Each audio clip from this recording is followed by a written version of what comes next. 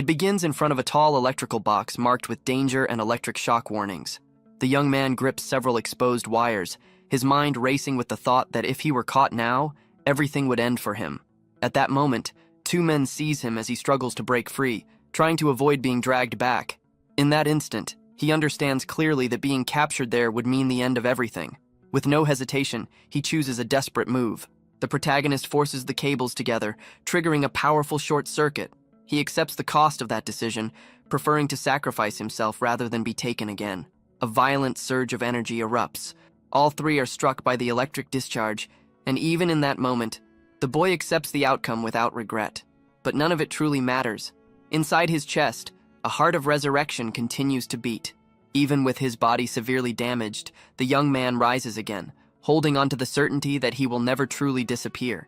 This marks the beginning of the story of Resurrection Boy, and the secret hidden within that strange organ. In this world, many different types of hearts exist, each carrying its own unique trait. This rare mutation affects only a small portion of people, granting them unusual abilities. Depending on the nature of the organ, a person can display powers that go far beyond normal human limits. Because of this, such individuals become known as heart mutants. Many people envy them, calling it a divine gift, but the truth is far from that. Hearing such ideas, the protagonist feels a bitter urge to laugh as he digs through a trash can. Looking at his own miserable condition, he blames that very power for the hardship of his life. Right now, survival matters more than anything. Hunger pushes him to the edge. While searching, he finds a discarded piece of bread and feels a sudden rush of joy at his luck. Even surrounded by filth, he eats quickly and without hesitation, convincing himself the food does not even smell bad. As he eats, a dog approaches him while he crouches beside the trash. Noticing the animal, he assumes it must be hungry as well and offers it a portion. The dog accepts and begins licking the young man's thin skeletal hand. Then, without warning, several more dogs appear and surround him. A strange sound reaches his ears. Fear takes hold, and he quickly hides behind a nearby wall, carefully peeking out as he wonders if those from the lab have found him. But what he sees is different. 3 street delinquents are gathered ahead, cornering a defenseless student. Realizing the situation, the protagonist relaxes slightly, understanding they are nothing more than local troublemakers. The group continues harassing the girl, acting as if she should already understand how the world works. From his position, the young man notices that she is holding a bag of pet food, which explains why she is there. Seeing the unfairness of it all, he decides to step in. He begins walking toward them. His presence draws their attention, and they turn toward him with confusion, questioning who this ragged figure is. The protagonist moves closer to one of them, making it clear that he is not just some homeless nobody. The bully is horrified when he sees the skeleton's face up close and begins screaming in fear. At that moment, the hero's arm turns into a very sharp bone blade. With the weapon in hand, he orders the delinquent to stay quiet and get out of there as quickly as possible. With that, the bullies run off in terror, shouting that they saw a ghost while the girl watches. The student, still lying on the ground, tries to stammer out a thank you for the unexpected help, but the skeleton turns toward her and points his finger in a very frightening way. The girl panics and shouts for the creature not to come any closer, telling it to stay far away, but he simply ignores her fear and picks up the bag of pet food that fell to the ground during the commotion. The student is completely confused by the strange creature's actions. Then she tells him that the pet food he took was meant for the street dogs. The skeleton eats a little and apologizes, saying he did not want to frighten the young woman. He then politely asks if he can have a little of the food, leaving the young woman in shock. Terrified when she sees that the thing can talk, the girl screams and runs far away from there.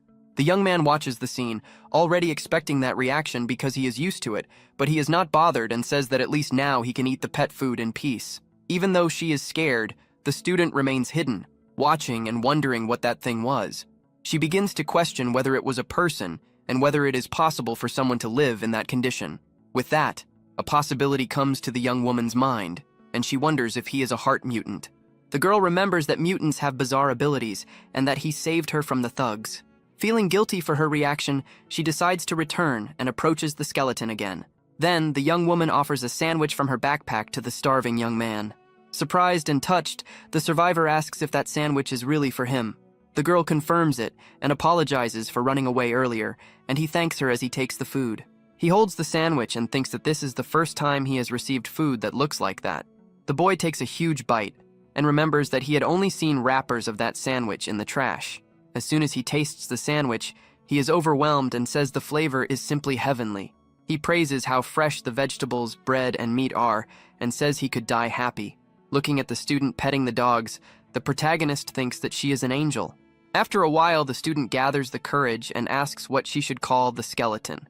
He then says that his name is Geo Kim, and formally introduces himself to the young woman.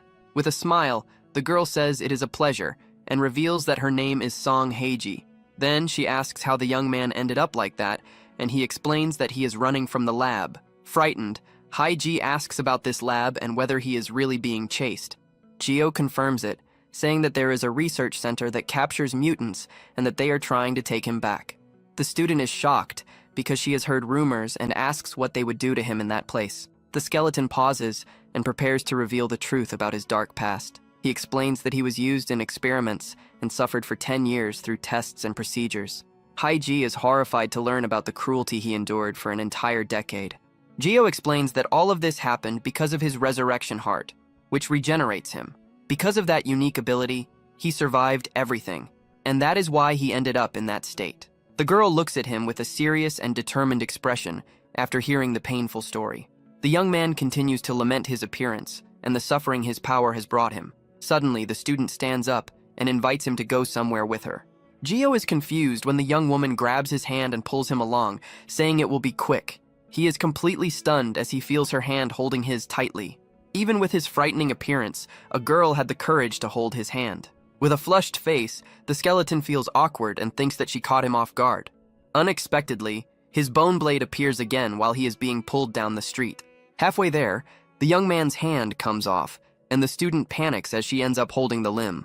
With that, the girl falls into despair, and he tries to calm her down, saying that this happens from time to time. The skeleton explains that he only needs to line it up for the arm to attach again and asks where they are going. Moments later, the young man appears wearing new clothes and a wig. Not fully understanding the situation, Heiji explains that she bought the clothes so he could disguise himself and avoid drawing attention. The girl says they are simple items but should work well enough for a while. Geo is touched by the gesture and says he really likes the new clothes he received from the young woman. The young man feels very comfortable and says it feels like he has new skin. He becomes very excited, but the student warns that the change is not complete yet. The girl points out that his face is still visible and says she will cover it with makeup. With that, the young woman finishes and reveals his new look, now with glasses and everything. Heiji feels slightly embarrassed, but Geo likes it, and she says that now no one will recognize him. While the girl hides her face in embarrassment, her phone suddenly starts ringing. She checks the time and realizes she is late for class. With that, the student says goodbye and leaves, leaving Geo alone with the dogs. As she runs off, she shouts for him to take care of the little dogs while she is gone. He stands there, thinking about the name of the girl who helped him that day. That angel's name was Song Heiji, and he would never forget it. The dogs gather around him, and he wonders if her request means she will return the next day. Then, the young man remembers that in the lab, everyone treated him like an experiment. He recalls that there, he was nothing more than an animal, and on the streets, people only ran from him in fear. But Heiji was the first person in a long time to treat him like a real human. Lying down with the dogs, he thanks the small dog that led him to meet her. Then, the young man asks the animal what he should call it while receiving a few licks. He suggests the name Potato, and the little dog seems to like it and barks happily. Repeating the new name, he remembers how good the sandwich he received was. Geo thinks that the young woman who gave him clothes and spoke to him is a true angel. Because of that, he looks forward to the next day and hopes to see her again. But suddenly, the protagonist stops smiling and faces reality. He calls that thought foolish and realizes he cannot put the girl in danger. The young man remembers that he is being hunted and that his presence could bring harm to her. With a heavy heart, the skeleton decides that the best choice is to leave. He feels that he must return to where he belongs and stay away from kind people. So, the young man begins walking alone through the dark streets of the city with no clear destination. After wandering for a long time, he finds a sewer entrance near a river. Without hesitation, he enters the place to hide from everyone. He eventually collapses on the dirty ground and remains unconscious for a long time. When he wakes up, the young man is startled to see that he is holding a rat by its tail. He gets up and thinks that he cannot just sleep anywhere, since he passed out from exhaustion. Soon after, hunger hits, and the protagonist feels his stomach growl loudly. The young man had expected this, so he saves some pet food before leaving. He decides to eat it while imagining the taste of the sandwich to trick himself. With that, he eats each piece as if it were part of a real meal and is surprised by the result. Suddenly, the protagonist hears a strange noise and becomes alert inside his hiding place. At that moment, the dog Potato jumps on him and snatches the food from his hand, leaving him desperate. He scolds the animal, saying the little dog should not eat that. But something feels off, and the skeleton becomes confused by the situation. Then, the young man realizes it is Potato and is shocked that it is there. He cannot understand how the dog managed to find him in such a distant place. Soon, the young man realizes that if the small dog is there, it means someone else must have come with it. At that moment, he hears Haiji's voice and is grateful that his skull face hides his joy. The student appears with a serious look and asks why he left without telling her. She says she almost could not find him, and that her happiness at seeing him again is clear. The girl explains that she followed the scent of the dogs, which is how she found the hideout.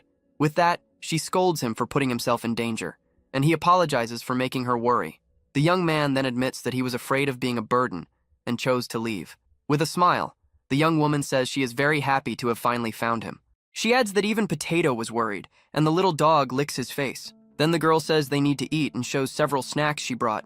Haiji explains that she bought all of it because he had only eaten one sandwich the day before. The student prepares a dessert by mixing milk with cookies and offers it to him. He is surprised by the mix, but the young woman assures him it tastes good. The young man feels a new sensation and thinks that yesterday's food was already amazing. With that, he tries the dessert with a small spoon and wonders about the taste.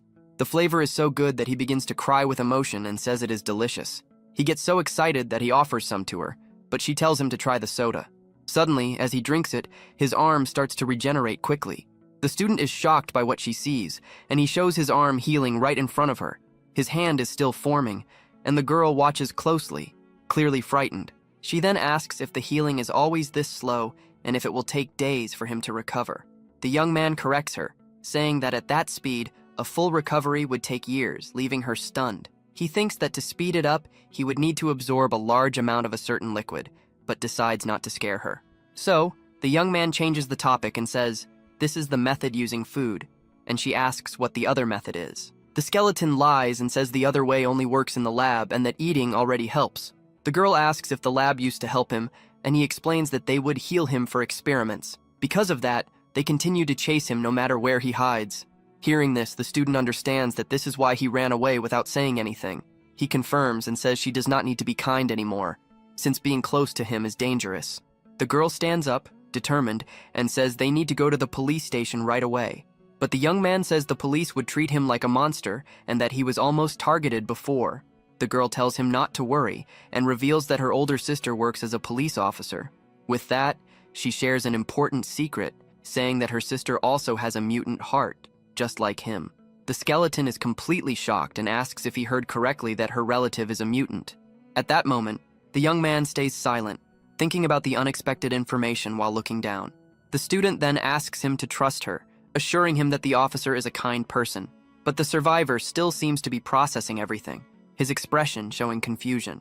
Seeing that the mood has become heavy, the girl decides to say goodbye to the animals and says she needs to leave early. Then she gives the little animals one last pet and says that the shelter should contact them soon. Little Potato makes a funny face and barks happily as if he understands the human's whole conversation.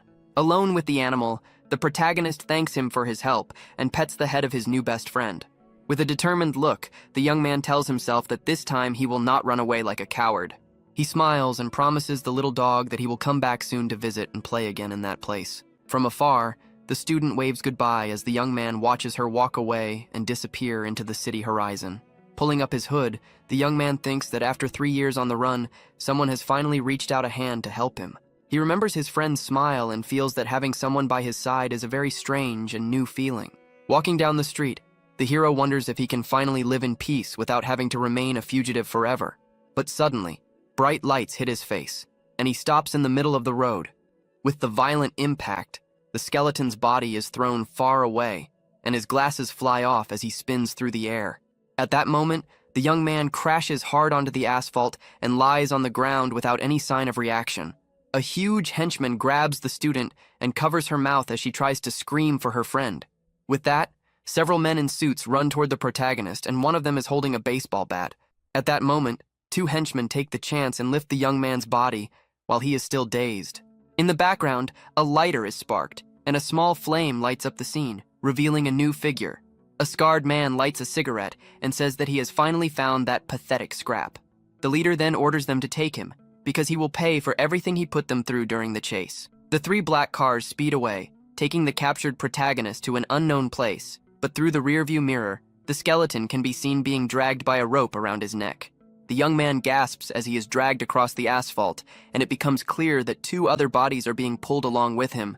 With a face full of anger, the young man curses himself for being captured in such a humiliating way. He needs to stop them at any cost, so he starts digging his hands into the ground to try to slow the car. The protagonist screams that all of this is his fault, and his expression shows deep despair. He blames himself because even High G was dragged into this mess, and now she is trapped inside the car. The friction against the asphalt is tearing apart his hands, but the young man refuses to stop fighting. The young man gasps and keeps being dragged down the road, but he still resists with all his strength. He feels powerless and realizes that with his useless ability, he cannot do anything to save them. Hopeless, the young man begins to beg for help, asking someone to please save him from this nightmare. Unexpectedly, several dogs appear out of nowhere and begin jumping toward the kidnappers' cars. The little dogs, including Potato, bite the rope hard, and the protagonist is shocked by their loyalty. With that, the animals unite and pull the young man's body back, trying to slow the vehicle and save him. With the combined strength of the animals, the rope finally breaks, and the young man is left behind on the asphalt. Noticing this, the driver brakes hard, making the tires skid across the road. The car comes to a full stop, and the protagonist lies on the ground, surrounded by his 4-legged companions. The dogs bark and growl, protecting the young man's injured body as he lies badly hurt. Inside the vehicle, one of the kidnappers gets angry and curses when he sees the animals ruining everything. With that, the men in suits step out of the car and prepare to face the pack of furious dogs. One of the henchmen mocks them, asking if the mutts have gone crazy as they keep growling. The skeleton on the ground starts losing consciousness and tries to shout for his friends to stop. Losing patience, the attackers begin striking the small dogs with baseball bats without mercy. With great effort, the young man tries to stand, unable to watch the animals fight for him. He clenches his fist and focuses, knowing he has to do something to help them. At that moment, one of the dogs bites a man's leg with force, even while injured. The protagonist gets an idea and remembers that he needs a certain liquid to regenerate faster. He decides to absorb the fluid spilled on the ground to recover part of his body. With that, he drags himself with difficulty toward a puddle of the liquid on the asphalt. Suddenly, he looks to the side and sees Potato's body lying still on the ground. The young man's face fills with horror, and his eyes widen at the tragic scene. In shock, he calls out his friend's name, unable to accept that the little dog is gone. He looks around and sees the bodies of the other dogs, all lying lifeless. He calls their names, but the scene is filled only with silence and despair. At that moment, he remembers the 10 years he spent trapped in that lab. He lived in chains and endured countless cruel experiments at the hands of the scientists. Every day they gave him a red substance and took parts from his body in a nightmare he could not escape. The routine never changed, and because of his power, he could not even choose when it would end. Until one day, he planned an escape and, by chance, managed to get out. He believed he would finally be free and happy after leaving that nightmare behind. But reality proved different, as people outside looked at him with fear and disgust. Everyone treated him like a monster. Because of that, he ended up living alone in the trash, feeling like he did not belong anywhere. But something inside him begins to pulse with a strange and powerful energy. Then, the protagonist remembers the dogs and the student, the only ones who showed him kindness. They treated him like a human being, and that awakens something hidden within him. With that, all the spilled liquid on the ground starts moving toward him quickly. The red substance wraps around his body, and a dark energy spreads across the area. He absorbs all of the fluid, and his body begins to regenerate at an incredible rate. His muscles and skin form again, and he feels stronger than ever. The liquid gathers around his arm, forming a dense and resistant layer. At that moment, a new power awakens, and his regeneration reaches an unbelievable level. With the power of the absorbed fluid, his hand fully regenerates in an instant. A deep red energy begins to surround his body. Then his face also restores, and his eyes glow with an intense red light. His body returns to normal, and he regains the human form he once had. He looks at his own hand, surprised, and realizes that his physique is completely different. The young man understands that he is no longer a skeleton, and that everything has returned to how it was before. He remembers his childhood, when his unique nature already made him incredibly strong. But suddenly he realizes something terrible about the source of that power. The liquid that healed him came from the small dogs who died trying to protect him. The henchmen are terrified by what they see and ask their leader what they should do. The boss ignores their fear and moves forward with a knife, trying to capture him. But the hero is faster. He throws a powerful punch straight into the attacker's face. The impact is so strong that it sends the man flying backward with incredible force. The henchman crashes into the side of the car, denting the metal, and ends up stuck in the door, completely knocked out by the blow. With the path open, the young man picks up Little Potato's body and holds it with care. Crouching on the ground, he hugs his canine friend and grieves the loss of his companion. With a dark look, he says that he knows the most painful way for a person to die. The other aggressors are terrified, and he promises something horrible to whoever answers first. The scene shifts to an isolated warehouse, which seems to be the secret base of some very dangerous and cruel men.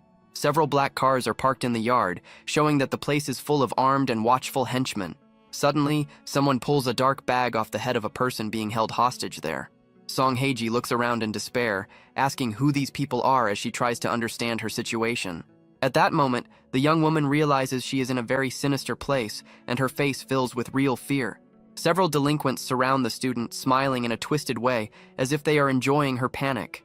With that, the girl wonders where she is and why she was brought to this hideout in the middle of nowhere. She looks to the side and sees a horrible sight, with strange people handling biological samples, leaving her in total shock.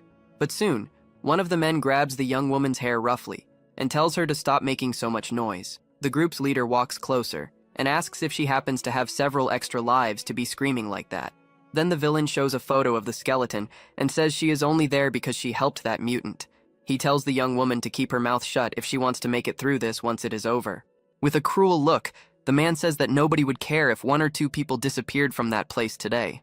The student freezes as she stares into the kidnapper's cold eyes, realizing he is not joking at all. Unexpectedly, a cell phone starts ringing inside the leader's jacket pocket, breaking the tense moment. The man answers the call and asks why his subordinate is calling instead of showing up with the target. On the other end of the line, the henchman talks about the dogs, and the villain becomes confused. Without understanding what happened, the subordinate reports that the bone monster turned into a human and that the animals were behind it all. At that, the boss grows furious and demands that the man speak clearly so he can understand the situation. Hae-ji overhears the conversation and wonders if the little dogs really showed up to save her friend at that moment.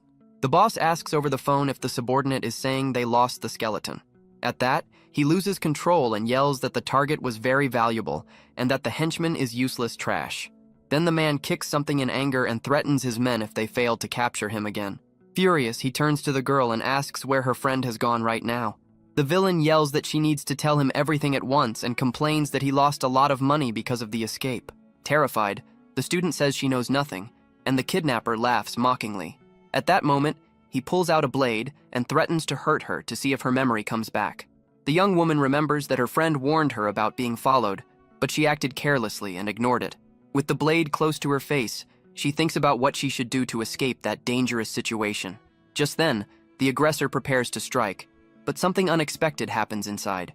Suddenly, one of the henchmen is thrown violently into another, and both collapse on the ground unconscious. The other delinquents turn around, startled, and prepare for whatever has just entered the place. At the entrance, the protagonist appears in human form, surrounded by a strong and dark aura of vengeance. The leader turns toward the door and is completely confused when he sees the mysterious figure standing there. The young man's face is hidden in shadows, and the villain asks who that strange boy is. At that moment, one of the men approaches him and calls him a beggar because of his torn and dirty clothes. But the hero grabs the man's neck with incredible speed and begins to squeeze with great force.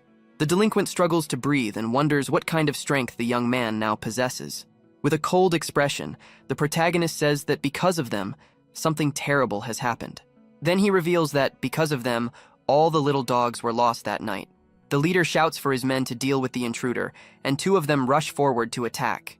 One of the men throws a strong punch directly at the hero's face, but he does not even react and keeps a calm and terrifying expression. Then the young man strikes back with an even stronger punch that lands directly on the attacker's chin. The impact is so powerful that the delinquent is sent flying, and the protagonist keeps advancing. Suddenly, another henchman grabs him from behind and shouts that he has finally restrained him. Soon another joins in, and both of them hold the young man while pulling his hair with force. Even while being restrained, his eyes glow with a deep red light, and he appears stronger than before. He uses the momentum and throws one of the men over his shoulder with overwhelming strength. The boss and the others are left completely shocked by the young man's display of power. The hero slowly stands up and looks down, his face filled with intense hatred. With glowing eyes, he asks if they were sent by the Hermes laboratory to capture him. The student watches in disbelief, her expression changing completely as she sees what is happening. Then she realizes that the boy is Geo and is stunned by his new human form. The boss understands everything as well and yells that the boy was the skeleton all along. He remembers the warning that he might not recognize him if he fully regenerated. Suddenly, the leader pulls out a weapon and shoots the protagonist in the back, and the young man feels the impact. The villain thanks him for coming back on his own and points the weapon at the young man's injured body. With that, he orders his men to grab all the weapons they received as payment for the job. The henchmen obey, and they all begin firing at the hero without any mercy. The boss yells that they will make a lot of money if they capture him and tells his men to keep firing without stopping. With that, the young man is struck by several shots, and the villain orders them to fire until he can no longer regenerate. The bullets keep hitting the young man's body, which is completely pierced by the projectiles. He feels terrible pain, and red liquid runs across his face and torn clothes. The protagonist thinks about how his flesh is being ripped apart by the bullets passing through him. His bones are also being broken by the endless rain of shots. He feels that his lungs have been pierced, and because of that, he cannot even breathe properly. Seeing the scene, the student falls into despair and screams for them to stop their cruelty. After so many shots, the hero's body finally falls to the ground, and the men celebrate his collapse. The young man lies there, covered in wounds, and it seems that he has finally been defeated by them. But suddenly, his hand begins to move, and he touches the pool of red liquid around him. With that, the red liquid on the floor starts being absorbed back into the young man's body. The red liquid from the defeated henchman on the ground flows toward the protagonist to heal him. At that moment, his heart of resurrection glows intensely and pulses with an absurd amount of energy. One of the henchmen notices what is happening and shouts desperately to the boss, warning him about the danger. The man yells that the target is coming back to life, and the young man's body begins to rise on its own. The group's leader is terrified and says that he is getting up like a zombie. The red liquid moves around his body and starts healing all the wounds from the shots. Desperate, the villain orders the men to fire again and asks if they are just going to stand there watching.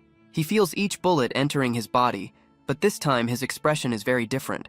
Even while taking shots to the head, he thinks about how the bullets are tearing him apart completely. But even with so many injuries, his body keeps recovering in a bizarre way. But the young man realizes that the pain is not as strong as he first thought it would be. This is because he has gone through much worse things in his dark past. He then remembers when he was a child and endured every kind of torment inside the laboratory. The boy was crushed by giant presses and used in cruel and inhuman tests again and again. Because of that, the protagonist states that the experiments in that place were far more painful. Back in the present, he lands a powerful punch on the face of one of the nearby delinquents. The blow is so strong that the man is thrown far away with incredible force. With a hateful glare, the hero says that something like firearms means nothing to him now. He claims he can take this all day, and the aggressor is left with a badly bruised face. The other henchmen are terrified as they watch the young man move with superhuman ability. Then the protagonist strikes another henchman with a devastating, fast, and precise blow. The man tries to defend himself, but the force is too great, and he feels the impact directly. At that moment, the delinquent is sent flying and crashes into a metal tank. The hero thinks about what is driving him to madness. What angers him the most is remembering the little dogs who sacrificed themselves trying to protect him. Then he unleashes his fury and begins attacking all his enemies with overwhelming and deadly speed. The image of Little Potato smiling appears in his mind, fueling his rage even more. He continues fighting, thinking about how he failed to protect his only true friends. Seeing the chaos, the boss grabs the student and tries to escape, shouting for the young man not to come any closer. With that, he threatens to shoot the student if the young man advances. But the hero ignores the threat and lands a devastating punch directly on the kidnapper's face. The blow connects cleanly, and the villain feels the full force of the brutal impact. With a face filled with hatred, the young man shows he will show no mercy. He says that he will never see his friends again, and throws the villain away with a final punch. The man's body is launched and crashes into a metal tank, denting it from the impact. The leader lies there, his face completely bruised after the beating. He looks at the protagonist in deep fear and realizes the danger he is in. Terrified, the aggressor begs to be spared and promises to do anything, but the young man stares at him with cold eyes and says it is too late for forgiveness. He then delivers a powerful kick to the villain's head, who screams in pain from the hit. The impact is so strong that the ground cracks, and the man tastes blood in his mouth. The hero continues, landing another punch with all his strength on the enemy's face. Without stopping, he unleashes a series of fast and brutal blows on the kidnapper's body. The speed is so high that the man cannot react in time to defend himself. After the assault, the villain's face is completely disfigured, and the young man observes the result without emotion. Red liquid drips from the protagonist's injured hand after so many strikes. He stands over the defeated body of the boss, who no longer moves on the dirty floor. The scene pulls back, revealing all the henchmen down and the warehouse in total chaos. The young man takes a deep breath, and vapor leaves his mouth, showing that the fight is finally over. With the battle finished, the student calls his name, her voice slightly shaken but relieved. The young man begins walking toward her, his bare feet touching the dirty warehouse floor. He keeps moving closer, and the girl watches him with concern on her face. He stops in front of her as she remains seated on the ground, looking at him without knowing what to say. The young woman asks if he is okay, remembering that he was shot many times before falling. Suddenly, the hero drops to his knees and hugs her tightly, surprising her with the sudden action. With tears in his eyes, the young man feels relief, knowing that his friend is safe. Haiji says she is glad he is alive, and hugs him back in that moment. He then admits in a sad voice that the dogs died to save him from that cowardly attack. The young man says he was terrified that she might get hurt in the middle of all that chaos too. Because of that, he repeats that he is so glad she is alive, and the hug becomes even tighter. Confused, the girl wonders why he is thanking her in such a painful and strange moment. With her hand on his chest, she can feel how shaken her friend is by everything that happened. The student says she should be the one thanking him for saving her life in that place. At the scene, the police arrive, and the detective shouts for the officers to take the suspects to the station immediately. At that moment, one of the henchmen who survived the fight is handcuffed by an officer as he lowers his head in defeat. The warehouse is full of criminals, and the investigators wonder how so much destruction happened in an internal conflict. From a distance, the pair watches the police cars move, and the girl wonders if they should not be investigated too. But the young woman explains that her sister told them to stay away because things become complicated when mutants are involved. So they decide to leave and let the older woman handle the whole mess beneath the full moon. Unexpectedly, the student starts crying loudly because of the tragedy she has just seen. The young man cannot hold it back either, and begins to sob while hiding his face in his hands, overwhelmed by deep sadness. He looks at the little dogs lying on the ground and apologizes for not being able to protect his small friends. The hero remembers the name of each animal who gave their lives for him and feels a huge emptiness in his heart. With that, the young woman hugs one of the pets and says it is all her fault, since the little animals only wanted to save her from the bad guys. She regrets not taking better care of them and cries, thinking that those brief moments of affection had become everything to the dogs. At that, the protagonist bites his own finger hard and says, it is not her fault, because the animals died for him. The student is shocked and asks what her friend is doing when she sees the wound he made on himself. But the young man explains that he can heal with blood and wonders if his special fluid could bring his friends back. With a determined look, he lets the red liquid drip onto the animal's body, hoping for a miracle. The young man focuses all his will on that strange plan, hoping his mutant nature can do the impossible. Even in pain, he keeps injuring his own hand and wonders why the regeneration is happening so quickly now. He bites even harder as the red liquid flows, and the hero seems to completely ignore the physical pain he is feeling. Seeing his sacrifice, his friend grabs his arm and asks him to stop, saying the little dogs would be even sadder to see that. With a sad face, he wonders if the dogs do not hate him for dying because of him. But his friend holds his hand and explains how much the little animals truly loved him. She says that at first they were very skittish and did not like people, but with him it was different. The young man is surprised and wonders if they really were wary of all humans. The young woman confirms it, saying they had many scars from abuse and bad memories. While petting one of the pets, he admits he had no idea because he thought they were simply gentle. Because of that, the girl asks him not to blame himself, since that would hurt their hearts too. The protagonist remains there with one of the animals on his lap, thinking about everything he has heard. With a smile, the young woman says that the fact they approached him so easily probably means they sensed that their friend was in a situation similar to theirs. The young man then thanks her for the comforting words, and the two stay silent for a moment. Suddenly, a soft whimper catches their attention, and they look toward the sound. At that moment, Potato's puppy appears, and the student is very relieved to see that he survived. Without understanding, they watch the little dog slowly walk toward them in the clearing. The puppy stops right in front of the young man and wags its tail while staring at him. With that, the hero asks if the little one does not hate him, since its family was lost because of him. In response, the small animal licks the young man's hand, as if saying everything is fine. The young man is moved by the scene, and his friend comments that it seems the puppy really likes him. Suddenly, the little dog falls asleep in the hero's arms, and she says he must be very tired. The student then thinks about what to do and considers taking the newborn home with her. The young woman also thinks about what to do with her friend and the puppy, since the people from the lab are not normal. With that, she asks him to wait for a moment and runs off to call her sister for help. On the phone, the young woman explains the situation and asks where they should go now that everything is over. After the call, the two walk through the city, and the young man carefully holds the little puppy. They soon arrive at a large apartment building that appears to be the home of the student and her family. Upon entering, the young man looks around, and his friend tells him to come in and feel at home. But he hesitates at the door, wondering if it is right for someone as dangerous as him to enter her house. The student smiles and says he risked his life to protect her, so there is no reason to be afraid. She also reveals that her sister wants to meet him, because he might be able to help with a case involving the lab. With that, the young woman convinces him to step inside, and the protagonist finally accepts her invitation.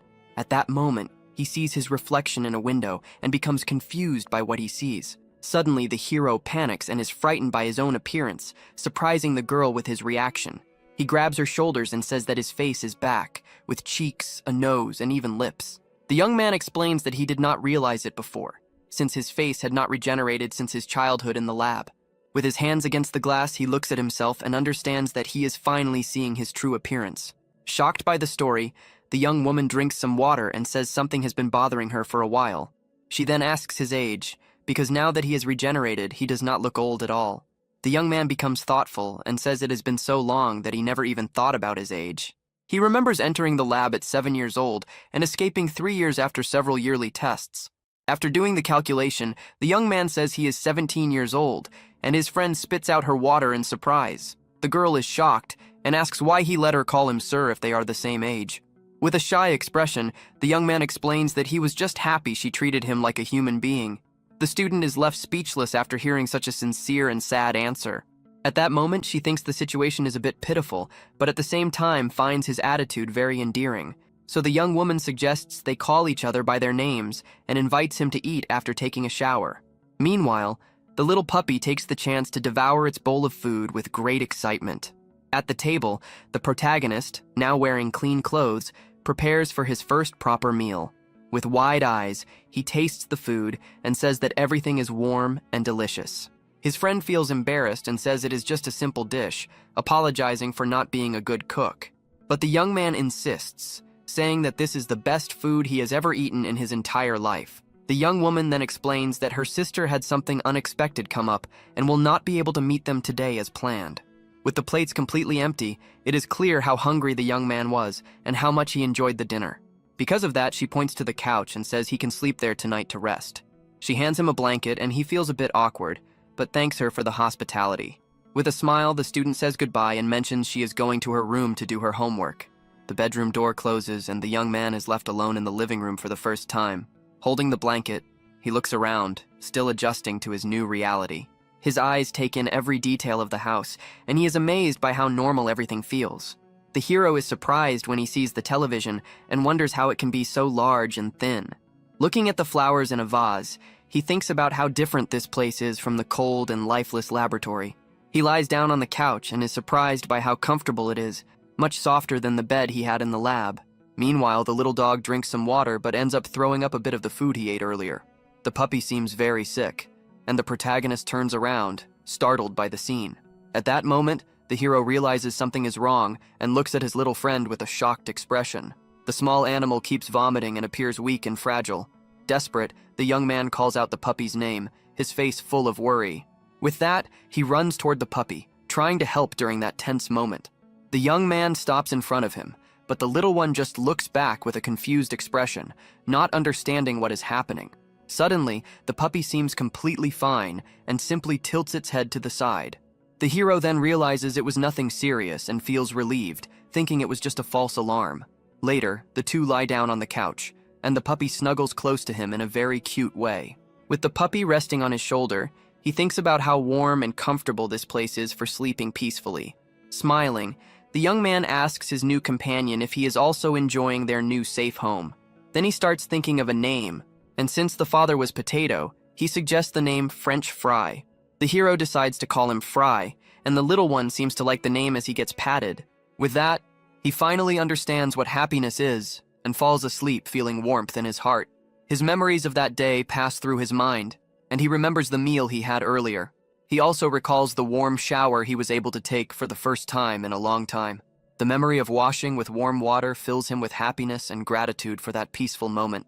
And finally, he remembers that he can now sleep peacefully in a comfortable place like this. While sleeping quietly, he has a nightmare and realizes how fragile happiness can be. With a sad smile, he reflects that all of this can be taken away very easily. He then remembers escaping from the lab with other mutants who were running in desperation. Back then, he and his companions ran toward the exit, hoping to finally be free. But the guards of the facility appear and say they cannot lose those valuable mutants. Suddenly, an explosion happens, and two of the fugitives are thrown away with brutal force. The hallway floor breaks, and the young people fall into the rubble with no way to escape. One of the soldiers gets ready and points an energy weapon toward the mutants on the ground. The tip of the weapon glows with intense light, preparing to fire a devastating attack. But the shot is deflected and hits the guards themselves, who are caught off guard by the attack. The other soldiers are completely shocked by what just happened in front of them. At that moment, a girl with black hair uses her ice powers to attack the enemies. On the floor, the protagonist seems to be in shock, and the young woman yells for him to snap out of it. Meanwhile, one of the boys uses his powers to hold the floor together, stopping everyone from falling. With a determined look, he does everything he can to protect his friends from that deadly trap. The skeleton then looks ahead with renewed determination and finally gets ready to act. The girl reaches out her hand to him and yells for them to hurry since the exit was very close. The young man then takes his friend's hand, and the two prepare to continue their desperate escape. He remembers how hard they ran, but in the end, they ended up getting separated. Back in the present, the young man opens his eyes, and the nightmare finally comes to its sad end. Lying in bed, he thinks about his friends from the lab and wonders if they are suffering somewhere. Because of that, he swears he will not let anyone take away the small peace he has now found. His scars glow faintly, and he strengthens his promise to protect his new friend at all costs. With that, his mutant heart pulses strongly, and he decides to fight for this new happiness. With a serious look, the young man warns that if anyone tries to ruin his moment of peace and quiet, he will not let it pass and will do whatever it takes to get revenge on whoever dares to do it. The next day, a desperate scream echoes through the city, catching the attention of everyone nearby. Someone is running quickly through the streets, and their hurried footsteps show that something very serious has happened. At that moment, the protagonist is seen running and shouting the name of his little puppy, Fry. With tears in his eyes, the young man yells in despair and asks where his only friend has gone. The student announces that she is leaving for school, and the young man becomes curious when he hears such an unfamiliar word. At that moment, the girl explains that her sister only returns at night and asks him to take good care of the house during the day. Then the young woman says goodbye, and the hero thinks that this school thing must be a lot of fun.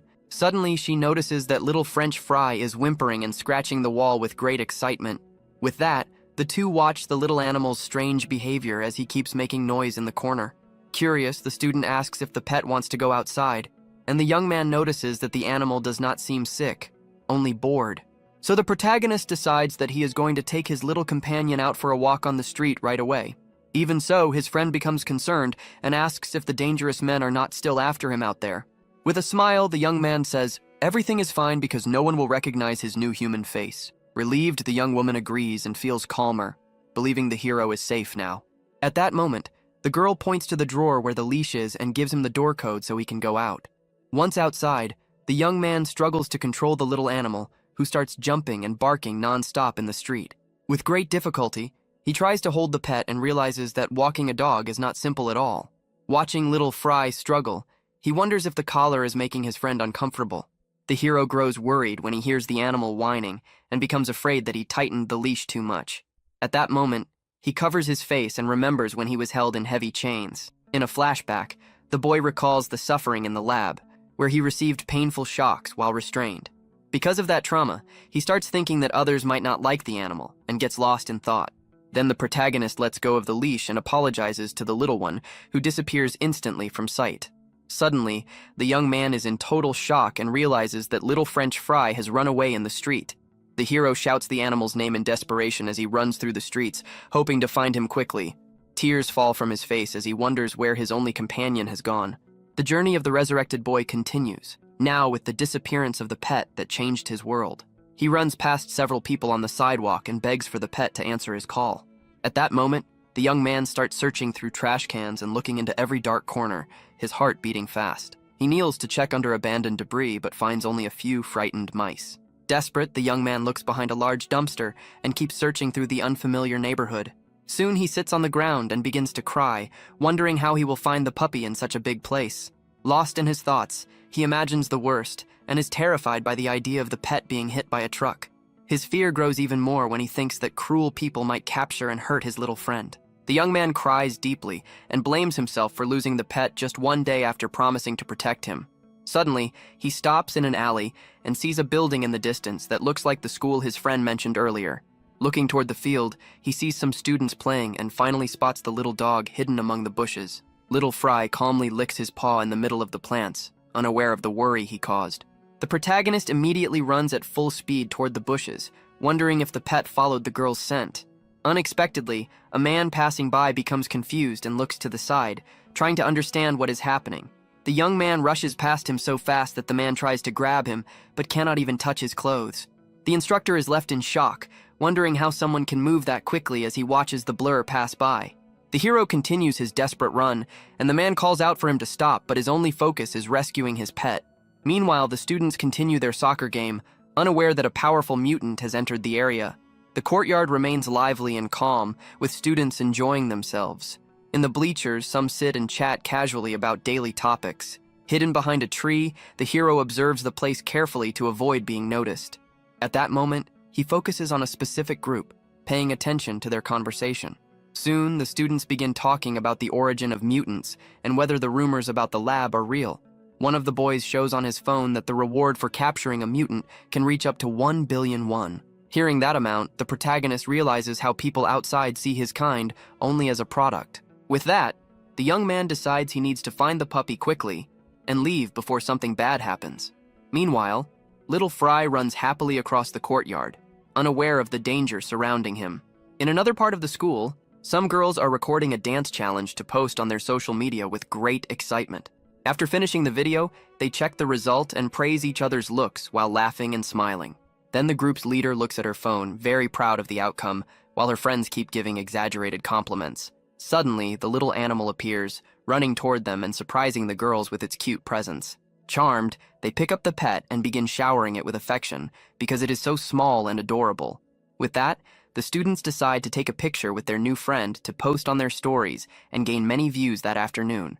But when they look at the photo, they notice a dark figure standing right behind them and scream in fear. Terrified, the young women accuse the hero of being a strange stalker who was secretly taking pictures of them. Embarrassed, the young man steps out from behind the tree and apologizes, explaining that he was only searching for his pet. With a shy expression, he says he did not mean to scare anyone and just wants his puppy back. At that moment, the girls' attitude changes, and they begin to blush when they realize that the puppy's owner is actually very handsome. Then they look at his clothes and assume he must be a new student, since they have never seen him before. The young man asks if he interrupted their recording, and the group's leader asks if he wants to appear in the video as well. The other girls giggle and say he is very cute, but the hero insists that he cannot be in any videos. Ignoring that, the girl holds out her phone and asks for his social media so they can follow each other. Holding the puppy, she says she will tag him in the post while her friends watch closely. The girls whisper among themselves that it is the first time she has asked for someone's contact and comment on how handsome he looks. At that moment, the hero becomes confused, not understanding what a photo app is, and they mention that her account is very popular there. With a sly look, the young woman thinks the new boy is attractive, and that his shy behavior makes him even more interesting. But the protagonist steps back and admits that he does not have any kind of social media, leaving the girls surprised. The group's leader freezes and wonders if she heard him correctly. Then the young man bows and thanks her for the invitation, but says he must refuse and apologizes for the trouble. Her friends are shocked and comment that they cannot believe the most popular girl in school was just rejected. With that, the young woman becomes angry and thinks the hero is pretending, as it seems impossible for someone not to want her contact. Suddenly, the young man takes Little Fry back and says he is taking the pet home, while the student burns with anger inside. He hugs the puppy and apologizes for letting him get lost, promising it will not happen again. But in the distance, a red-haired delinquent watches everything and is filled with rage at the scene unfolding in the courtyard. The bully's friends are also watching and wonder who that strange guy talking to their boss's girlfriend is. With that, one of the boys asks if that is not his girl, and the guy confirms it with a very dark and heavy stare. The hero keeps petting the little animal, not realizing that the group of troublemakers is watching his every move. The villain grits his teeth in fury and thinks the protagonist is flirting with his girlfriend right in front of him. Because of that, the delinquent asks one of his friends for the ball, and the boy does not understand why he suddenly wants it. But the bully ignores him and prepares to kick with all his strength while his friend shouts in panic at the scene. The kick is so strong that the ball bends from the absurd force of the blow. With that, the object flies toward the target, and the aggressor says he does not care at all about the consequences. Then the ball heads straight for the protagonist, who is holding Little Fry, and he is caught off guard by the sudden attack. But instead of dodging, he stops the object with his face and stares at the enemy with a very cold and threatening look. His serious expression shows that he will not let that cowardly and unprovoked attack pass. With that, the little puppy stays completely safe in its owner's arms as he bravely shields it from the hit. The impact is so strong that it throws dust into the air, but the hero does not even move from where he stands, and the girls are shocked by the scene. Just then, one of the students approaches with concern and asks if he is okay after taking that ball to the face. But suddenly, red liquid starts dripping onto the ground, and the young woman screams in fear when she sees his injury. The aggressor walks over, pretending to care, and says it was an accident because he did not mean to hit anyone with the ball. With a fake smile, he apologizes for the mistake, and his girlfriend asks if the young man was badly hurt by the hit. Then the bully tells the young man to be more careful next time, and the hero only stares at him in silence for a moment. With blood running from his nose, the protagonist says the puppy almost got hurt and demands a proper apology. The delinquent starts laughing loudly and points at the hero's nose, which is now bleeding non-stop from both sides. But he quickly stops when he remembers his girlfriend is watching and that he needs to keep his good boy image in front of her. So he changes his tone and asks if the young man is okay, suggesting that he go to the nurse's office as soon as possible. But the young man repeats that the pet is what matters, and that the aggressor should be more careful the next time he kicks the ball. He then says everything is fine because the other guy already apologized, and the bully is left completely confused by that calm response. So the hero leaves, and one of the bullies comments that he took the kick well, but the boss tells him to shut up. Angrily, the leader orders his henchmen to find out who the new guy is because he has developed a deadly hatred for that young man. Walking down the street, the young man thinks about the scare he went through, but feels happy for having found his puppy. He also smiles because, thanks to the pet, he got to see a school and watch people his age having fun. With a smile, the young man wonders if he would have made many friends if he had studied in a place like that. Suddenly, the aggressor from before calls him friend, and the hero turns around, confused by the approach. Then the bully puts his arm around him and apologizes for what happened earlier with the ball. The redhead says they are in the same grade now, so they are friends, leaving the protagonist confused. At that moment, the aggressor offers to buy him a snack as an apology, and the young man does not understand what he means. But when he hears the word bread, his eyes light up, as he has never eaten something like that before. He asks if he is serious, and the bully leads him away, saying he knows a place nearby with delicious bread. Then the young man asks if there will be something for Fry to eat, and the aggressor promises to buy whatever he wants.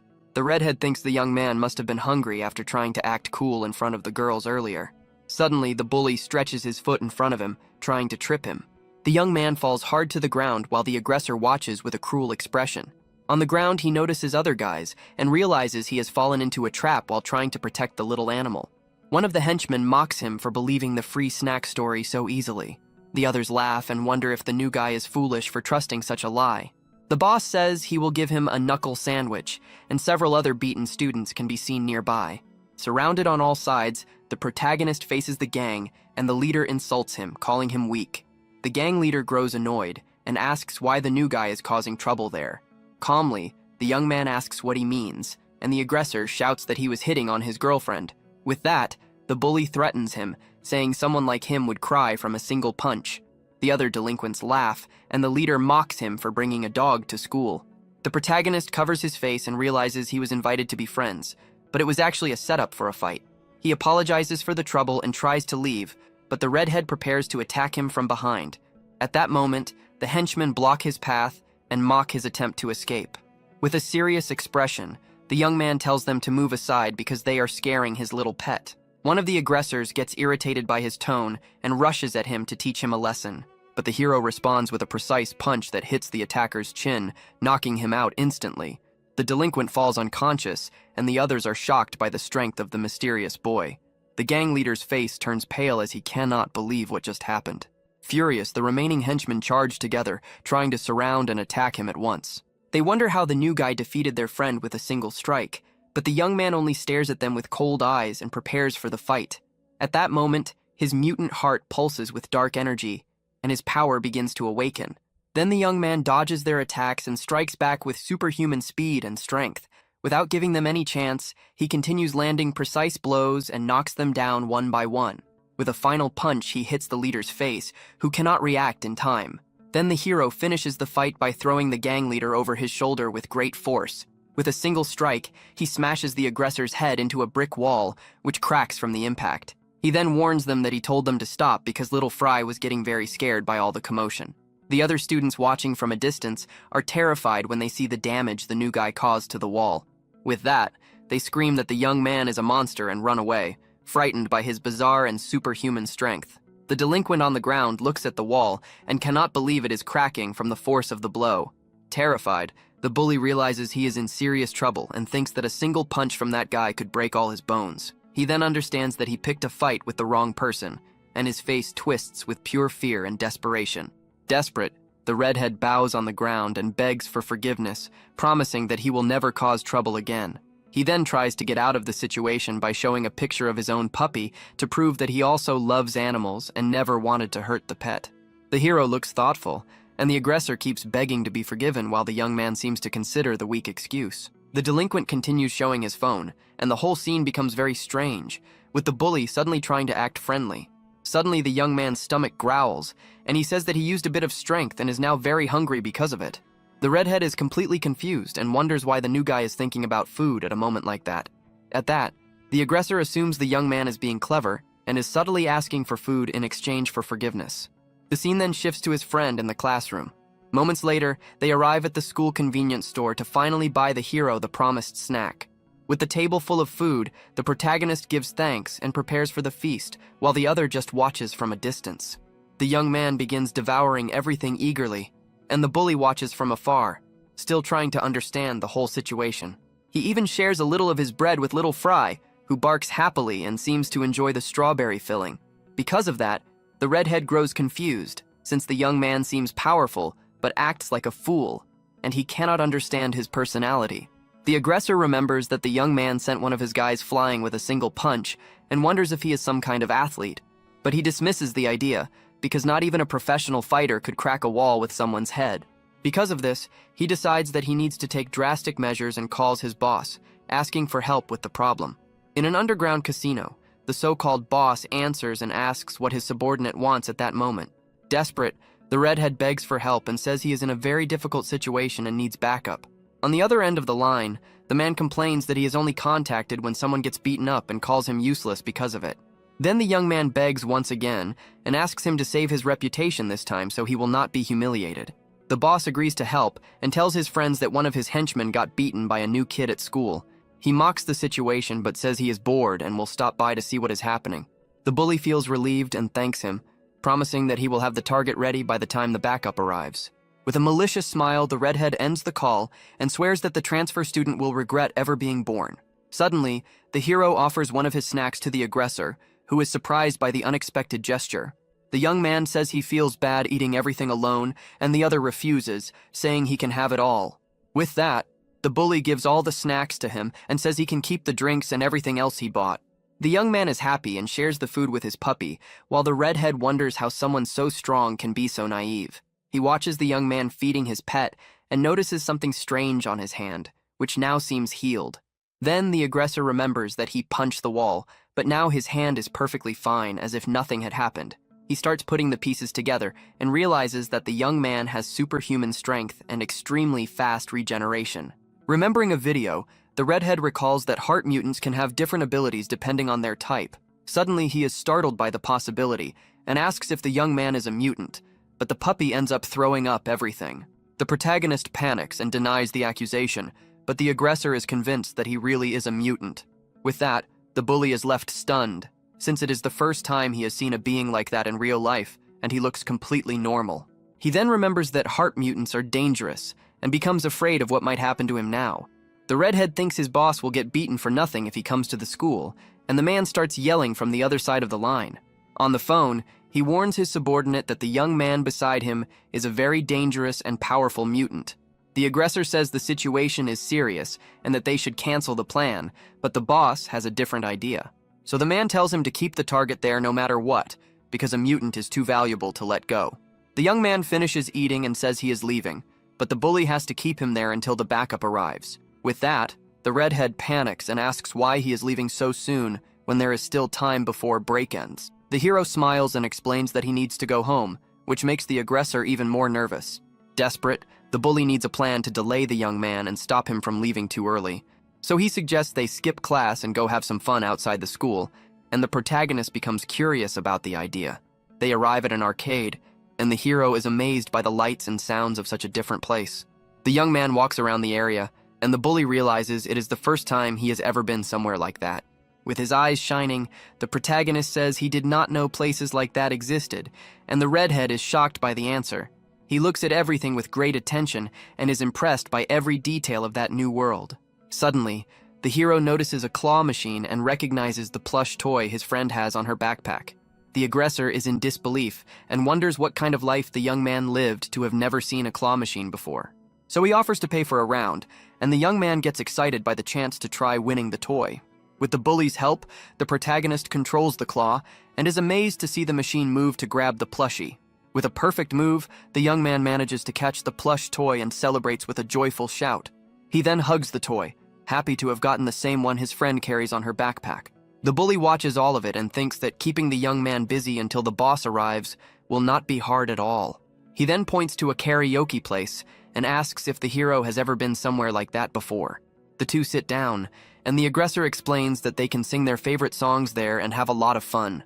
The young man feels awkward and admits that he does not know any songs, leaving the other very surprised. With that, he starts singing a lullaby about a picnic and cotton candy that his mother taught him. The redhead gets irritated and asks why he is singing a children's song in a place like that, but the young man explains that it is the only song he knows because he was separated from his family when he was a child. He reveals that he has not had a normal life since then, and, because of that, never had the chance to learn other songs. The bully is shocked by the story and begins to feel bad about the young man's sad past, as he seems completely alone. He wonders if heart mutants are always so different, and slowly starts to change his view of the young man. With a troubled expression, the aggressor feels his chest tighten and realizes he is starting to grow attached to the mysterious boy. He then offers the hero money and says he is going to show him a whole new world starting now. Suddenly, the two begin playing a drum game with great energy, and the redhead shouts for him to hit faster. In another fighting game, the protagonist uses his foot to play, and the bully complains that he is cheating. But in a dancing game, the hero gets clumsy and ends up falling to the floor with the puppy in his arms. The aggressor laughs at his friend's clumsiness, and the two enjoy themselves together, passing the time in the lively arcade. Outside, the two are breathing heavily, and the redhead comments that they played like crazy in there. The protagonist agrees and says it was the first time he had ever had that much fun, and the bully happily drinks some water. At that moment, the redhead notices something strange and suddenly stops what he is doing while gripping the bottle tightly. With a nervous smile, he looks at his phone and wonders who could be calling at such a bad time. But when he answers, he gets yelled at by his boss, who tells him to pick up faster next time.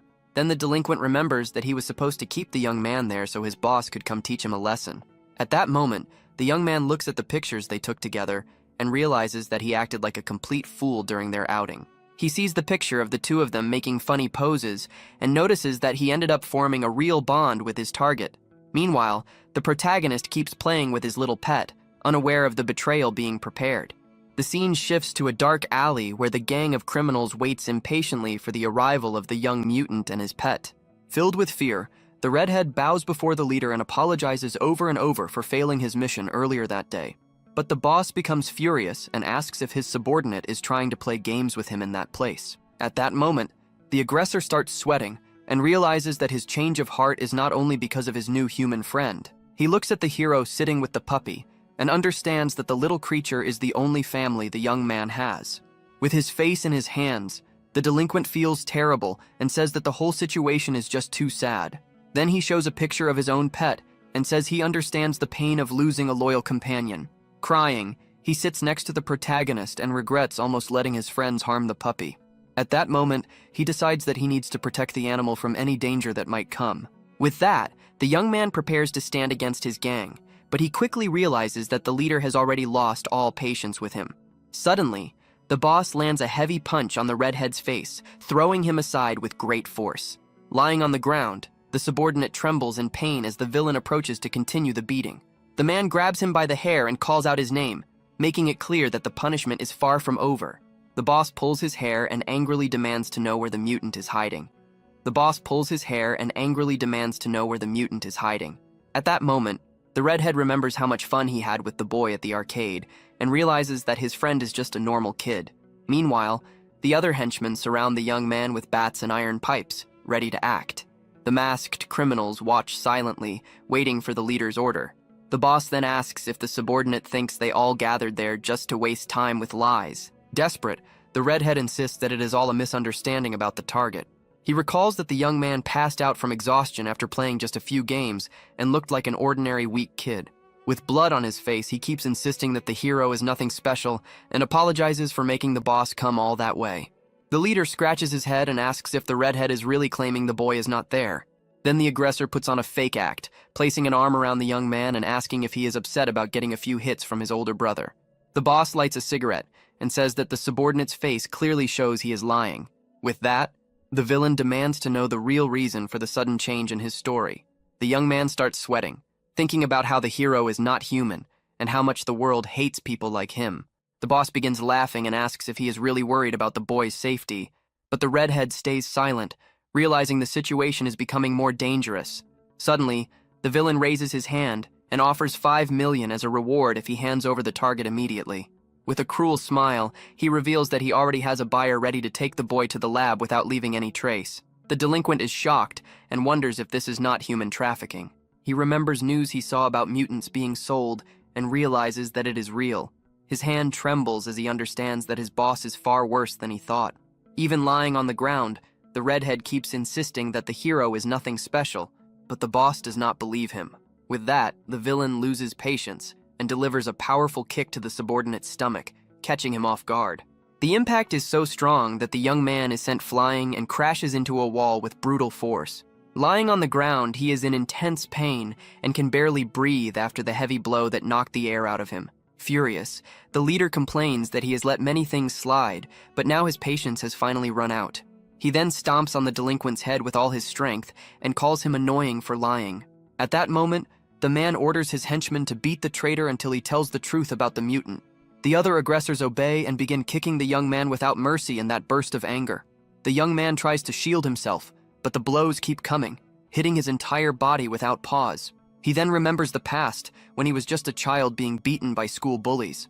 Back then, the boy begged them to stop, but they continued their cruel attacks. Suddenly, his future boss appeared and asked why those kids were beating up one of his people. Frightened, the bullies ran away, and the man told the boy to come with him because he was part of the group now. The boy looked at him with admiration, and the leader called him by name, asking if he was all right. In another memory, the man teaches him how to fight and tells him he is now his older brother within that group. He used to believe his boss was loyal, strong, and someone who never abandoned his own. But back in the present, the redhead continues to be beaten, and all that admiration has disappeared. The delinquent remembers that he wanted to be like his older brothers because they once seemed so strong and impressive. The villain asks if the young man really knows nothing, and says he can see the lie in his eyes clearly. Then the leader looks at him and says that the young man has loyalty, and that is something worth noting. Even while badly injured, the redhead insists that the hero is not worth anything and asks the boss to believe him. But the leader explains that selling the target alone would only bring small money and calls him foolish. He says loyalty means nothing if the body is broken and tells one of his men to bring a chain. Holding the chain, he reminds the young man that his dream was to live a cool and stylish life with his friends. Then the villain says that making money without shame is the coolest way to live. With a cruel smile, he says the two of them can live that kind of life together if the young man cooperates. But the delinquent calls him boss and apologizes, though his expression shows he has made a firm decision. With that, the young man says that his boss is not being cool at all, and faces him with disappointment and sadness. He himself is surprised by his own words, and wonders why he is saying this to such a dangerous man. At that moment, the boss's expression changes completely, and he realizes that his subordinate has truly betrayed him for the boy. Terrified, the redhead tries to apologize, saying he spoke without thinking, but the villain no longer cares. With a hateful look, the leader tells the traitor to die and prepares to strike with his chained fist. But suddenly, a hand appears and grabs the attacker's fist with overwhelming strength, stopping the blow completely. The boss is shocked and notices that the chain is thick and full of weld marks, making it a dangerous weapon. He knows a hit from it would leave a deep scar, and sees the hero holding his arm with ease. The other henchmen are confused and wonder who this new guy is, who appeared out of nowhere to ruin everything. With his face bruised, the redhead asks how his friend managed to find him in that hidden alley. The protagonist explains that he came looking for him because he was not coming home, and he became worried. With tears in his eyes, the injured young man yells for his friend to run because those people are dangerous acquaintances of his. But the young man reveals that he was actually the one who called the gang to teach Gio a lesson, and feels guilty. The redhead continues, admitting that he also told them Gio was a mutant, and the hero asks why. With his face swollen, he grits his teeth in pain and regret for betraying his new friend. He then confesses that he did it because he was angry about being beaten earlier at school. But the protagonist says that is not the point, and asks why his friend is being beaten with that heavy chain. The gang leader watches with a cruel smile, enjoying the confusion. At that moment, the delinquent is shocked and cannot believe the young man is worried about him. Suddenly, one of the henchmen takes advantage of the distraction and tries to strike the hero's head with a baseball bat. The attacker swings with full force, trying to finish him off. With an angry look, the protagonist refuses to let that pass and prepares to fight. Then the other delinquents move in and begin hitting him with different weapons at the same time. The blows land hard, but he protects himself to avoid serious damage to his head. Seeing his owner being attacked, Little Fry barks loudly, trying to scare them and defend him. The redhead is terrified and realizes that the hero is suffering because of his betrayal. The man with the bat understands the situation and shouts that the boy is the heart mutant they were looking for. Red liquid drips from the hero's injured hand as he touches the ground with his fingers. At that moment, his power begins to awaken, and the red liquid on the ground reacts to his mutant body. The aggressor is confused and cannot understand what is happening as the young man's body starts to regenerate. Suddenly, the protagonist rises and delivers a heavy punch straight to the attacker's face, giving him no time to react. With great speed, he begins dodging and countering every attack with precise strikes. Within seconds, one of the men is already on the ground, and the others are terrified by his strength. The henchmen prepare to fight again as the young man walks toward them slowly. With his head lowered, he advances, and his dark aura makes the enemies tense. The gang leader shouts for his men to finish the intruder at once. All the delinquents surround him with bats and prepare to attack together.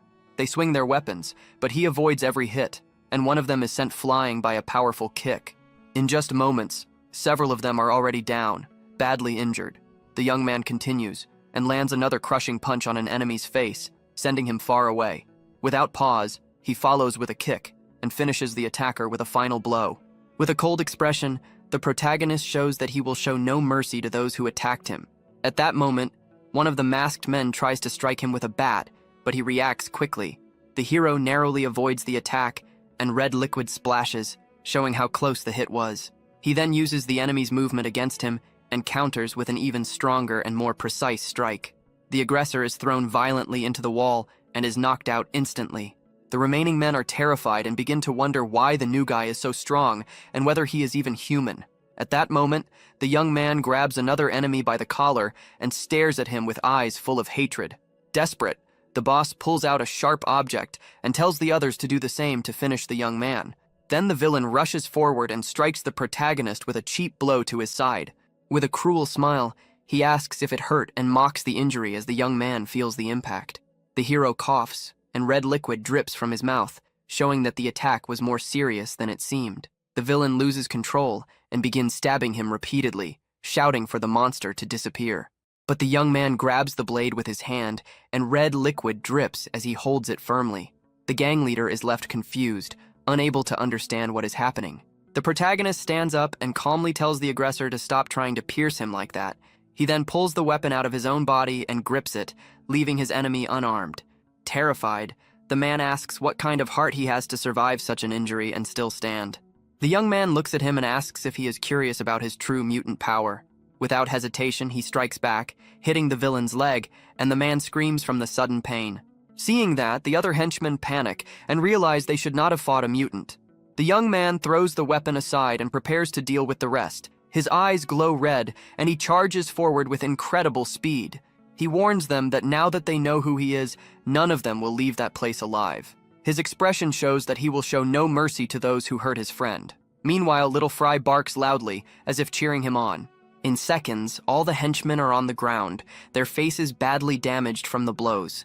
The protagonist stands in the middle of the alley, surrounded by defeated enemies, with his puppy beside him. On the ground, the redhead calls his name, still shocked by what he has seen. He asks if the hero is all right and offers to call an ambulance because of the injury. But the young man says he is fine and touches his chest, showing there is no wound left. In shock, his friend realizes the hole is gone and cannot believe the regeneration. With blood still on his face, the redhead stares at him, overwhelmed by what he just witnessed. Then he looks away, filled with guilt for betraying the only friend he has. Among the fallen enemies, the protagonist apologizes, which only confuses him more. Suddenly, the young man clenches his fist tightly, trying to hold back his anger. On the ground, the redhead hits his own head and curses himself for being foolish and choosing the wrong people. The hero is surprised and asks if he was really going to sell a friend like that. With his face down, the delinquent asks for forgiveness and admits that he betrayed him because he stayed close to those bad people. He explains that he thought it was cool to be part of the gang, and that deep down, he is just like them. But the protagonist walks closer and hands him a white cloth, leaving him confused. The hero points out that his nose is bleeding and tells him to clean it. The redhead asks if it is really for him, and the young man confirms with a calm gesture. When he takes it, he realizes it is actually a puppy pad and is surprised. Even so, he uses it to clean his face and says he does not deserve to be treated like a real friend. With a small smile, the young man says that means he was not the only one who saw them as friends, and that is enough for him. The redhead is left speechless, looking at him with admiration. Tears begin to fall, and he can no longer hold back his emotions. He stands up and hugs the protagonist tightly, crying and apologizing for everything. In the middle of the scene, the young man says that Gio is a really good person, and the two finally reconcile. Just then, the redhead's boss appears and tells him to let the protagonist go, saying he has reflected on his mistakes. He and his entire group are tied up and kneeling, promising not to reveal the hero's identity as a mutant. The redhead watches with confusion and irritation, unable to understand what is happening. Then he becomes angry and kicks the boss in the face, shouting for him to apologize properly. He calls the man trash and continues attacking him without stopping. With that, the boss takes the full force of the brutal kick directly to his face. The attacker yells for the man to leave for good while the protagonist calmly watches everything. At that moment, the redhead asks what they should do with those guys and suggests teaching them a lesson. But the tough guy is surprised when the protagonist starts walking away from the scene without saying a word. The big man clasps his hands and begs them not to call the police, promising he will stay quiet. But the hero ignores the plea and calls out to some officers passing by on the street at that moment. 2 police officers approach and say they received a report about a disturbance in the area. Seeing the police, the boss's gang is terrified and does not know how to react. The tough guy quickly approaches the officers, saying he was just about to call them for help. He then points at the group and accuses them of being criminals involved in selling people, adding that if the police check their hideout, they will find plenty of proof of their crimes. The redhead yells that they are all adults and real criminals and asks the officers to arrest them. At that, the boss falls into despair and lets out a loud scream as his plan collapses. Then the villain throws himself on the ground and starts pretending to be injured to fool the police. He claims his bones are broken and that the hero attacked him, which makes the redhead furious. The man points at the protagonist and says he was the one who beat them all up. The tough guy cannot believe the nerve of that lie and yells that they were the ones trying to capture the young man. He even asks if they were not talking about taking apart that innocent-looking boy. The boss yells for the police to look at the protagonist, saying he is perfectly fine and has no injuries. At that moment, the henchmen also start pretending, acting as if they are the victims. The officers ask everyone to calm down, saying they can explain everything at the station, but the big man points at the hero again and shouts that he is a heart mutant. The protagonist is completely shocked by the accusation and does not know what to do in that moment. The officers exchange serious looks, and the man asks if there is not a special law for mutants. With that, the police turn to the young man and ask if he is really a mutant, requesting his documents. The protagonist says he has no documents at all, and his face shows clear nervousness. The officers stare at him and ask if he is an unregistered mutant, since that is against the law. One of the officers then says he will begin the registration and asks for his ID and what his ability is. At that moment, the young man completely panics because he cannot reveal his true identity. He remembers that he had only recently stopped looking like a skeleton and that it would now be harder for them to track him. The young man thinks that if he gets registered, the people from the lab will find him, and the officer keeps insisting. Unexpectedly, a girl runs toward them and yells for them to wait a second. The young woman arrives out of breath and greets the officers with a tired smile. The officers are confused by the sudden arrival and ask who she is. Then she shows her phone with a call on it and asks one of the officers to answer. The officer takes the phone and answers, a little suspicious of the situation. On the other side is Song Hae-ji's sister, a superintendent from the Special Mutant Task Force. The officer is shocked and immediately salutes, introducing himself as Sergeant Han-sup Jin. The woman explains that the case is an attempted kidnapping and that the mutant is a witness. Then she takes responsibility for the matter, and the sergeant says he will follow her orders. The sergeant then orders his partners to arrest only the gang and release the other two. The police begin arresting the boss, who protests and asks why only they are being taken. He keeps complaining while being handcuffed and demands to know who the person on the phone was. The girl waves with a smile, and the boss wonders who that young woman is. The protagonist asks how she knew he was there. She explains that she saw him at school surrounded by strange guys and decided to follow them.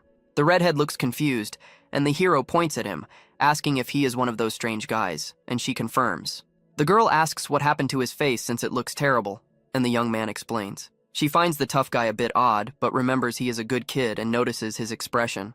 She says her sister already handled the gang, and the redhead starts crying, realizing the hero has friends while he does not. The protagonist turns to the boss and asks who he was planning to hand him over to.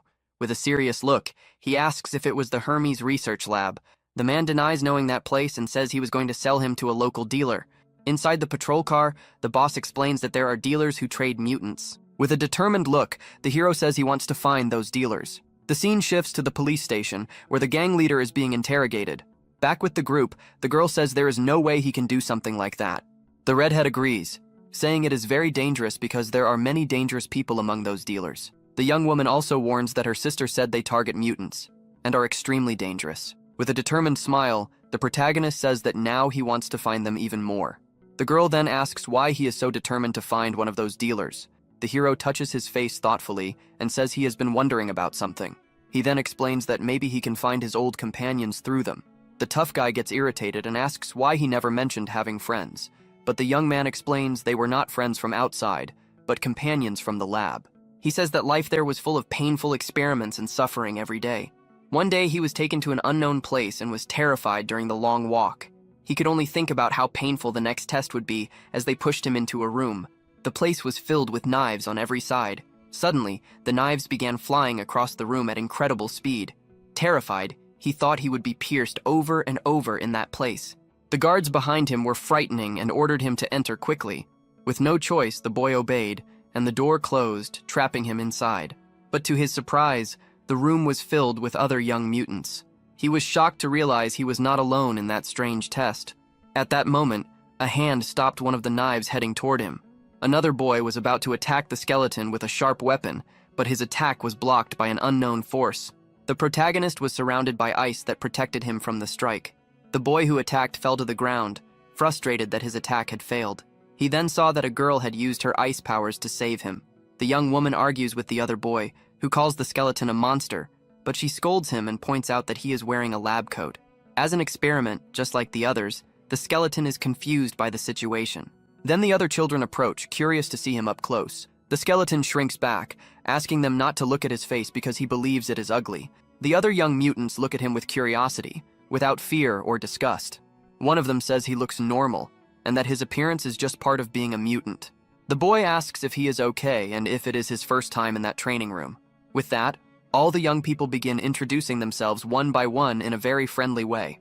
That is how he met his first friends, and they ask what his name is. Back in the present, he explains that the place gathered children from many different labs. Because of that, they became friends quickly, even with only a few classes and without seeing each other often. The protagonist stops eating for a moment and looks upward, thinking about the past. The redhead and the girl cry, touched by the sad story of his life in the lab. The young woman then asks where his friends are now, and the young man falls silent. He reveals that on the day they escaped together, they ended up getting separated during the escape.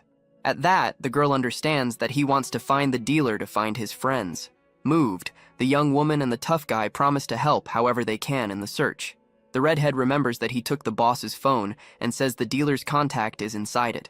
He shows the meeting time, and the protagonist is startled because it will happen soon. The scene changes to a warehouse where a scream of pain echoes through the place at dusk. Several men run with weapons, yelling for everyone to grab something and attack a target, but a hooded figure dodges the attacks with impressive speed. The mysterious person stops one of the blades with a bare hand, snapping its tip. Holding the blade, he shows how to properly use a weapon like that. He says that way it does not cut properly and attacks the men with devastating speed. In the blink of an eye, all the henchmen are on the ground, defeated and motionless. One of the survivors realizes he cannot beat him with knives and pulls out a gun. The henchman points the weapon at the hooded figure and gets ready to fire. The mysterious figure stands there with a sword and seems completely unconcerned by the threat. This is Li Qiwan, who says his blade can cut through even the hardest steel. His mutant heart is the blade heart, which gives him that incredible power. Another hooded figure tries to flee the scene, running among the fallen bodies, but before he can escape, an attack hits him in the head and knocks him out instantly. With that, the fugitive falls face first onto the ground and stays motionless after the precise strike. Li Qiwan tells him to do better next time while watching the scene. Meanwhile, the protagonist arrives at the alley the gang boss mentioned. He looks around and notices that the place is remote and perfect for a secret meeting. The young man confirms that this is the right place and prepares himself for what is coming. Looking at the phone, he sees that there are still 30 minutes before the dealer arrives. He thinks about the dealer who sells mutants, and that maybe he is a mutant too. In a flashback, the girl asks if he is really going to meet this dealer. She warns him that they are criminals who hunt mutants, and some of them are mutants themselves. But the young man sees this as a chance to learn more about his missing friends. Even though she is worried, he reassures her, saying that for today, he will only watch from a distance. He assures her that with his ability, he can easily escape if something goes wrong at the meeting.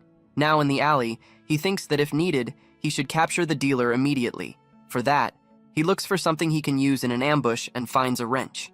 He knows he cannot attack without thinking first, and that the most important thing is to figure out the other side's ability. Unexpectedly, several knives fly toward him in a sudden surprise attack. The young man is thrown back and cries out in pain after being caught off guard. Lying on the ground, he sees one of the knives stuck right beside his frightened face. A hooded figure appears and calls him a rat for hiding in an alley like that. The mysterious man walks closer and asks if the young man is an undercover cop. The protagonist quickly realizes that this must be the dealer he was waiting for. Seeing the knife, he assumes the man might be just a normal human without powers. Thinking it will be easier to capture him, he prepares to attack with full force. He steadies himself against a concrete block, ready for the fight. In a fast movement, he rushes forward for a direct strike. He closes the distance and prepares to throw a punch, giving no time for a reaction. But the moment he sees the man's face, everything changes, and he freezes in shock. The dealer reveals his identity and introduces himself as Li Che, one of his former companions from the lab. The protagonist is left speechless and repeats the name in disbelief. Before he can process it, his former friend moves first. Without hesitation, the dealer lunges forward and delivers a strike that sends the hero flying. The impact throws him across the alley, and he crashes hard onto the ground. Lying there, he tries to stand, but something feels wrong. He quickly realizes that his strength is gone because his tendons were cut. He looks at the wounds on his arm and shoulder, which keep bleeding without stopping. His ankles were also hit, leaving him unable to move properly. He understands that his friend's sword skill is far beyond anything normal. At that moment, he remembers the day of the escape, when he was still a skeleton inside the lab. The ceiling collapsed and blocked the path of the escaping mutants. Even with his body only partially restored, he used his strength to hold up the debris and protect everyone. Despite the strain, his expression showed determination. At that time, his friend used his blade to cut through the rubble and open a path. The skeleton had looked at him with respect and gratitude. Back then, his companion had stepped forward and cleared the way for everyone to escape. Back in the present, he asks again how his friend knows his name, but the swordsman only watches as he struggles to stand. Confused, the former companion questions how he is still standing and wonders if he is a mutant. The protagonist shouts that it is him, Kim Ji-ho, the skeleton from the lab. Choi-won repeats the word, still unsure of what he is hearing. Then he points and asks if he is really the same Kim Ji-ho from before. The hero smiles, relieved that his friend is alive after all this time. Choi-won, still doubtful, asks again if it is truly him. The protagonist confirms and explains that he finally managed to fully regenerate. Happily, he steps forward to embrace his friend, but the other immediately raises his blade. In a quick motion, he attacks again, and the young man is thrown back, confused. The former companion takes a stance to attack again, while the other tries to defend himself. Wounded, he cannot understand why his friend does not recognize him and keeps attacking. With a cold expression, the swordsman says that after seeing his wounds heal, he is certain. The hero shows his injuries closing and asks why he is doing this. The swordsman states that now he is sure the young man is a true mutant. With another fast strike, he attacks again, but this time the protagonist barely avoids it. Even so, the force throws him back to the ground.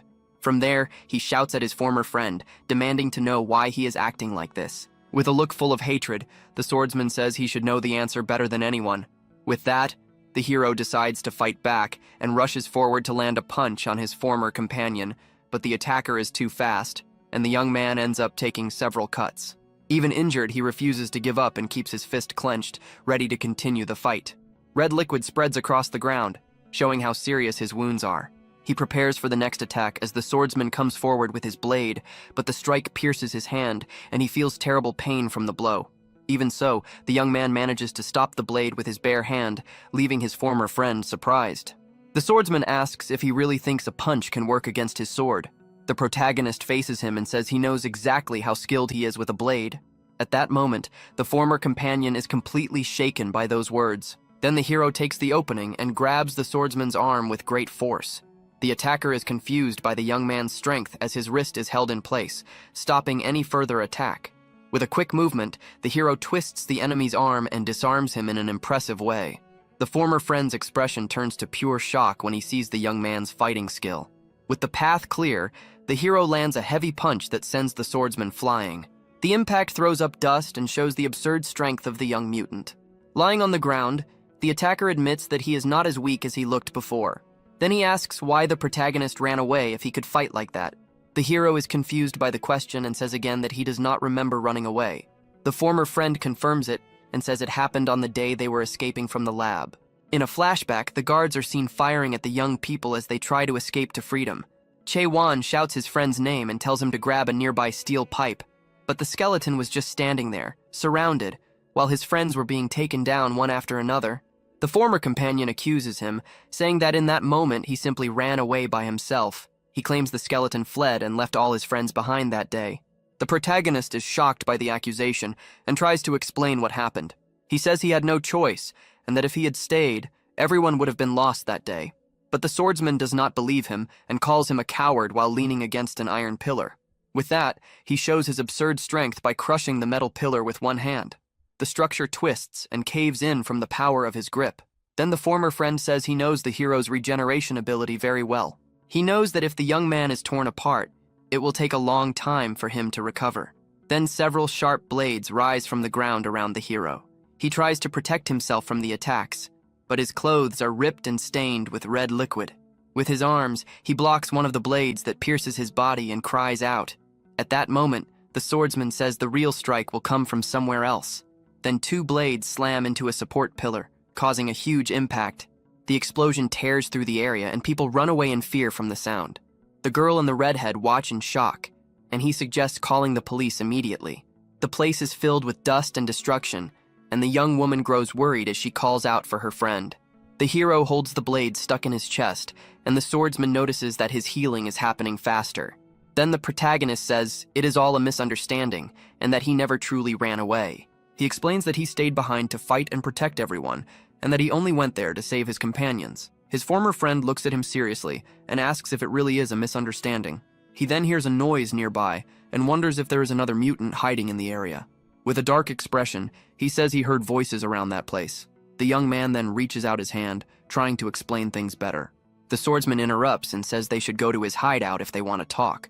He pulls his hood over his head and says many things have happened, and there is a lot to explain. The protagonist watches him, confused by the sudden change in attitude. Sweating, he cannot understand how his friend has changed so much. He remembers that in the lab, his companion was cheerful and even shared food with him. Now that same person is a dealer hiding in the shadows, and the hero wonders what happened to him. The scene shifts to a dark place where a sharp object is being held. The young man's face fills with fear and his eyes widen. But instead of a weapon, hamburger ingredients appear in the air, leaving him confused. Inside the place, a mysterious cook chops onions with incredible speed and precision. The protagonist and his friends watch in shock as the cook prepares multiple sandwiches at once with flawless movements. In moments, a perfect hamburger is assembled, with every ingredient placed neatly. The cook's hands move with such control that it almost seems unreal. Then the cook reveals himself to be the old friend, offering the hamburger with a calm smile. He invites everyone to try the new item added to the menu. Suddenly, a crowd of customers appears, praising the cook and his food. Faced with this unexpected scene, the protagonist is completely confused and cannot understand what is happening. Soon, they realize that the hideout is actually a famous and busy diner. In the bathroom, another acquaintance with pink hair looks at himself in the mirror with pride. Later, sitting on a sofa, he explains that this place is now his job, surprising everyone. The hero asks if he really has a job, and the colleague mocks him for being unemployed. The pink-haired man then asks who the people behind him are. The protagonist introduces the girl and the redhead as his new friends who have helped him recently. The former lab companion scoffs at the word friend and at the young man's situation. At that, the girl and the redhead get angry and defend him, saying he has lived a difficult life. But the young man calms them down and says there is no need to worry because the swordsman is actually a good person. Chae-won then asks him to continue the story about what happened on the day of the escape. The protagonist explains that there was a bomb hidden along their escape route at the time. In a flashback, he remembers the moment they were surrounded by the lab guards. His friends were all together and terrified in the middle of the rubble from the destroyed building. It was then that he heard the sound of a time bomb nearby. Having gone through explosion tests before, he recognized the sound of the burning fuse. The scientists planned to blow everything up and bury the young people under the debris. He knew the stronger ones might survive, but the weaker ones would not be as lucky. So he grabbed every bomb he could and ran as far as possible with a determined face. He ran with all his strength to save his companions. Back in the present, he says that after the explosion, he woke up alone in a forest. He explains that when he returned, no one was there, so he thought everyone had escaped safely. The swordsman remembers hearing an explosion from far away on the day of the escape. His friend then asks if he really took the bomb, and the young man confirms that he can survive explosions. With that, the former companion places a hand on his face, as if he cannot believe what he just heard. The hero says he knows it is hard to believe, but his friend unexpectedly says he believes him. Tears start running down his face, and he says there were too many bombs for anyone to explain things at that time. The young man is very confused by the sudden reaction of his former companion from the lab. Suddenly, the friend picks up a knife with a serious expression, and a red background appears behind him. But instead of attacking, hamburger ingredients begin flying through the air again in the kitchen. The swordsman goes back to chopping onions with incredible skill, without even looking at the board. He then hands a full meal to his friend and says he had more or less figured out what happened. The young man is shocked by the food, and the colleague explains that it is a gift for everything he went through. While he is eating, two girls walk over and ask to take a picture with the diner's manager. The friend agrees and poses for a selfie with one of the fans using a bunny ear filter. After the photo, he turns to the protagonist and apologizes for judging him too quickly. He apologizes for attacking without hearing his side of the story, and the young man says it is fine because it did not hurt. The hero eats the sandwich with his mouth full and says it is delicious, and that he feels envious of his friend. The cook then offers him more food if he is still hungry. He points to his name tag and proudly says that he is the manager of the whole store. The young man says that is amazing and that he seems like a normal person, and the friend says it is nothing. He then says the protagonist can be normal too and offers him a job at the diner. The manager says he can even pay a little extra, leaving the hero and his friends shocked.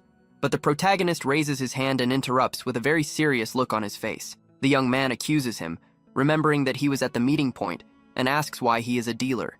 The friend gets furious at the question and calls him a jerk for asking that after everything from the lab. The hero then realizes that all of this must be just an act from his former companion. The manager scratches his head and explains that he only pretends to be a mutant dealer. He says that when he is not working at the diner, he acts like a dealer to lure criminals, and that it is all just a disguise to catch kidnappers. The hero asks if that is really true, and his friend confirms that it is obviously an act. With that, the young man feels relieved, since he had been truly worried about him. He then asks if the manager really works there and plays the role of a dealer in his spare time, and the friend answers with a smile and a thumbs up. The protagonist says his attitude is impressive. The young man praises his former companion for living well, and the manager gets slightly embarrassed. With his mouth still full, the hero offers to help with anything, which surprises the other. He remembers that his main goal is to find the rest of his companions, and says he will do whatever he can. The manager looks at him with a serious expression, thinking about the offer. Then he slams his fist on the table and says he definitely needs help with his plan. The swordsman explains that there is a dealer to catch, and with the young man's ability, it will be easy. He adds that capturing them might lead to information about the others. The former companion points at him and says he will be a great help in the mission. With that, they bump fists and seal the agreement. The manager says he will contact him if he needs backup. He then says goodbye and returns to work, promising to call later with the details of the plan. Outside, the young man thanks his friends for waiting and for letting him talk to his old companion. The redhead, still unsure, asks if he really trusts that friend after all this time. The girl also shows concern, saying she was shocked to hear that he was acting as a dealer. But the protagonist smiles and says everything is fine and that he trusts him completely. In his mind, he remembers his friend smiling like a child and says he has not changed at all. The young woman then asks how the manager will contact him if he does not even have a phone. With a smile, he shows the phone he took from the criminal and says he now has something to use. The scene shifts to a dark alley where a young man runs desperately from a group chasing him. Several men pursue him, shouting for him not to escape. Wounded and exhausted, the young man is cornered in a dead-end alley. In anger, he shouts at them to stop chasing him, and his hand begins to release a golden liquid. The strange substance drips onto the ground and spreads across the alley floor. As the pursuers step on it, they slip and fall due to its oily nature. The fugitive smiles in relief, thinking he has managed to escape again. But before he can celebrate, a heavy punch lands directly on his face. He falls to the ground and looks up, seeing a dark figure asking where he thinks he is going. The young man begs for his life and says his power is useless, only able to produce oil. At that moment, the gang leader grabs him by the hair and calls him pathetic for having such a weak ability. One of the henchmen comments that not every mutant is powerful and that some are no different from normal people. With a wicked smile, the leader says this will be easy money and that they will get $1 billion for him. The young mutant then lets out a scream of pure fear and despair at the situation. Unexpectedly, a figure appears and asks if that is really all they are getting for the job. All the criminals turn around in confusion and wonder who the guy is that showed up out of nowhere. Suddenly, the gang leader is struck by a devastating blow that pierces straight through him. The hero's friend holds his blade and says they should be charging more for risking their lives like this. The henchmen realize he is a mutant and rush in to attack while he counts around 10 enemies. The swordsman then decides it is better to finish everything quickly. In the blink of an eye, all the men who attacked him are defeated and collapse to the ground. He moves with absurd speed and drops another enemy with a precise strike. The leader shouts for his men to grab their weapons and points one toward the hooded figure. At that moment, the pink-haired young man simply places his finger on the gun without any fear. He then reminds the man that his weapons are also made of steel and prepares to attack. At that point, his blade appears along with several sharp swords around him. The boss's weapon starts trembling and twisting in a very strange way. The metal begins to bend and change shape in his hands. The man is completely shocked and cannot understand what is happening to his weapon. From inside the barrel, several sharp blades start to grow and extend rapidly. With that, the spikes pierce the bad guy's hand, and he screams in pain from the sudden attack. The swordsman then turns to the fallen man with a cold and contemptuous look. He says that next time they should choose a place without metal if they want to avoid trouble. The rescued young mutant thanks him for saving him from that terrible situation. He then asks if his savior is also a heart mutant like him, but the swordsman cuts him off and tells him to stay quiet in a very cold tone. Answering a call, he says he is listening to the orders from the other end of the line. He then reports that he has recovered the mutant and can take him back to the lab. The young man is shocked when he hears the word lab and cannot believe what is happening. The swordsman says he is noisy and introduces himself as the dealer who is going to sell him. The scene then changes to a lab where a woman says this is exactly the friend she knows. She praises him, saying he is on another level and extremely reliable in his work. The pink-haired young man says he has one more thing to report over the phone.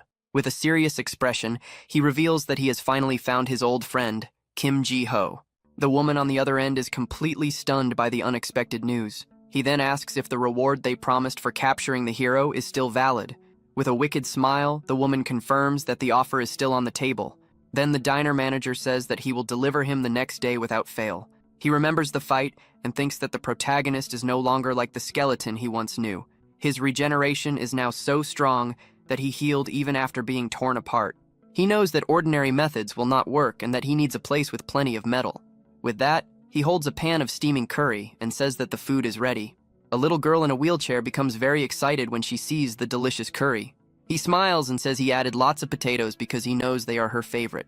The girl tastes the food and says she loves it, and that it is the best meal ever. The young man gently pats the girl's head and promises to cook anything she wants. The little girl then invites her older brother to sit and eat with her, but he refuses, saying he has somewhere important to go. Her expression turns sad, and she asks if he is going out again. He tells her to eat everything and save some for him because he will return later to finish it. The scene then shifts to their building at night, with the lights glowing. Meanwhile, in another place, the hero's friend is in the kitchen peeling a tangerine. She reflects that he spent the whole day running around and must be completely exhausted. She thinks that meat and fruits are good for restoring energy. With a determined look, she comes up with an idea to help him recover. She prepares a dish of ribs with tangerines and strawberries. She explains that ChatGPT suggested the ingredients go well together and that the flavor should be good. Looking at the recipe, she is surprised that she managed to cook something so unusual and feels proud. She starts wondering if she has a talent for cooking and if she should learn it properly. Then, she decides to send a message to her older sister to check on her. She tells her about the rib dish with fruits, and her sister responds with a disgusted sticker. The young woman gets annoyed and says her sister does not understand good food at all. She then tells her friend that her sister will only arrive late at night and that he can go to sleep. But the young man says he is fine and will stay awake because his friend might call at any moment. With a smile, the girl asks if he was happy to reunite with his old companion. The protagonist smiles widely and says he missed him a lot during all that time. The young woman comments that she has never seen him so relaxed and happy since they met, and he agrees. He then begins to explain that his friend has always been someone very important to him since the lab. In a flashback, the colleague approaches the skeleton and asks why he is sitting alone.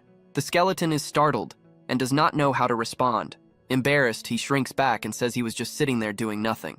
The boy notices that the skeleton is missing an arm, and the young man panics and tells him not to touch it. He explains that the wound from an experiment has not healed yet and asks him not to look. With a smile, the friend asks if he is really sad over something like that. Then he asks the skeleton to give him his arm, which leaves him confused. Before he understands what is happening, the colleague does something that shocks him completely. The boy transforms his arm into a giant blade, leaving him stunned. The young man sits down and asks if the new blade arm is not amazing. At that moment, another lab companion appears and accuses the boy of mistreating the skeleton, but he defends himself and says he just made him cooler, asking if a sword arm is not awesome. The skeleton blushes and thinks the new blade arm is the coolest thing he has ever seen. The girl nearby is confused and cannot understand the situation. The colleague smiles and says the skeleton understands what is cool, then extends his fist toward him. The protagonist looks at it without understanding the meaning. The friend explains that it is a fist bump, a sign of trust between them. They complete the gesture, and the skeleton feels that it is something special, like having a real friend. Back in the present, the young man says his friend was amazing and that he admired him a lot. The girl is surprised by the story and wonders why anyone would want a sword for an arm. Even so, she feels happy seeing how much the reunion meant to him. She calls him to eat, but the young man says he is fine and does not need help. Then she presents the special dish she prepared, a very unusual rib with fruits. The young man is shocked and asks what kind of food that is. With pride, she says it is a special dish she made herself. He has never seen anything like it and is surprised by the mix of strawberries and tangerines. Even though he is unsure, he decides to try a piece and thanks her for the meal. With his mouth full, he chews slowly, focusing on the taste with a serious expression. The girl steps closer and nervously asks if the dish turned out well and if he liked the combination. With tears in his eyes, the young man says the food is incredible and truly delicious. He praises the meat, the strawberries, and the tangerines, saying everything fits perfectly together. At that moment, He notices the little dog and asks if he can share some of the food. The young woman refuses, saying it could be dangerous, and the puppy lowers its head with a sad expression. She promises to prepare something proper for him later. The young man says it is the best food he has ever eaten and thanks her sincerely. Happy with the praise, she promises to cook something just as good again. With his cheeks still full, the protagonist agrees and thanks her once more. Suddenly, the phone on the table starts vibrating and ringing, drawing his attention. He sees it as his friend calling and realizes the plan is starting earlier than expected. He answers, and on the other side, his friend asks for help in a desperate voice. He asks what happened, and the colleague says he was hunting the lab's people. Hearing that, the young man's expression tightens instantly. The girl overhears and becomes worried, knowing what that place means to him. His friend asks for help again, and the young man immediately agrees, saying he is on his way. Before ending the call, the colleague gives the address of an abandoned factory. The young man turns to the girl and says his friend is in danger and that he needs to go. He swallows the remaining food and prepares to leave. He apologizes for not finishing the meal, but she tells him it does not matter. He runs out and asks her to stay, but she decides to follow him, worried about what might happen. The scene shifts to an abandoned warehouse, the supposed meeting location. Carefully, the protagonist peeks inside and questions if this is really the place. Inside, the silence feels strange, but he confirms the address is correct. With a cautious gaze, he starts noticing something off about the environment and becomes suspicious. He realizes that the floor and walls are made entirely of metal and immediately goes on alert. He studies the pipes and steel plates and sees that even the ground is covered in metal. With that, he understands that this place gives his friend a complete advantage in a fight. The protagonist cannot understand how his colleague could have been defeated in a place like that, as it makes no sense. He then decides to stay alert, knowing he cannot fall into a hidden trap. The young man imagines his friend tied somewhere in fear, and that thought makes him uneasy. Suddenly, the swordsman places his hands on the ground and activates his mutant ability. Sharp blades erupt from the metal floor at high speed. The young man is struck directly and lets out a cry of pain from the sudden attack. His expression fills with shock as the trap pierces through his body, leaving him unable to react. Suspended in the air by the blades, he realizes the attack is extremely powerful.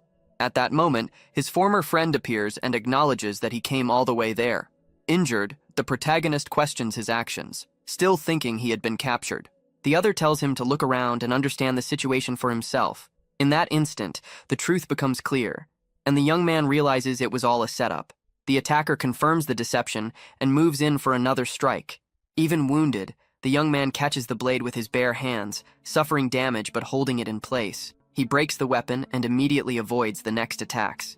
The swordsman keeps pressing forward, summoning multiple blades at once. His movements are fast and precise, showing complete control over the fight. In a quick motion, he delivers a strong kick to the protagonist's face. The impact makes red liquid spill from his mouth as he is left disoriented. He is thrown backward and crashes into a stack of wooden crates. Lying on the ground, he faces his former friend, who watches calmly from a distance. The swordsman states that he is glad to have found him again. He notes that seeing him in human form felt strange, yet his voice remained the same. Wounded, the young man listens as his former companion admits that their earlier talk brought back old memories. Then, with a serious expression, he reveals the truth. Everything before had been a lie. Standing still with his blade, the pink-haired man carries a threatening presence. He explains that his role is to hunt mutants and deliver them to the lab. Finally, he makes his goal clear. He intends to send the protagonist back to that place. What is he talking about? No sense. But quickly he places his hands on the metal and begins to consume the power. Before he realizes it, swords appear behind the protagonist. He manages to dodge by a narrow margin, but the real attack was yet to come. This is different from before. Right now it's not about subduing him. It feels like he's actually trying to kill the protagonist. Lee Chae-won, you bastard! He is really trying to capture me after everything we went through together in the laboratory. He doesn't know what's going on, but he should at least explain himself. No need. Just surrender. He places his hand on the iron plate again, and countless swords appear, striking the protagonist. That bastard! Is he insane? Why is Chae-won still in contact with that laboratory? That place is a criminal organization. Wake up, you idiot! The protagonist tries to buy time, but the plate is easily cut in half. Shit. Talking won't work. It's better to run. Running away won't help.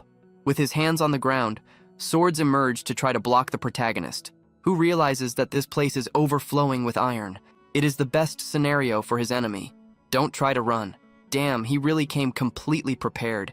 He really intends to hand him over to the laboratory. What the hell is wrong with him? He's saying it doesn't matter if he gets sent back to that hell. That's right, it doesn't matter. Fine, if that's how he feels. The protagonist tries to retaliate with a punch, but ends up being easily counterattacked. But thanks to his fast recovery, he launches a counterattack, catching the enemy off guard and landing a direct hit. What? That much isn't even damage. As expected. After years of suffering, he's built up resistance. Kim Ji-o's recovery ability is different now. Even if he's cut, he heals instantly. And he tries to counterattack in that brief moment. In that case, he will hit him so fast that Ji-o doesn't even get a chance to counter. If he's regenerating, he can't attack back.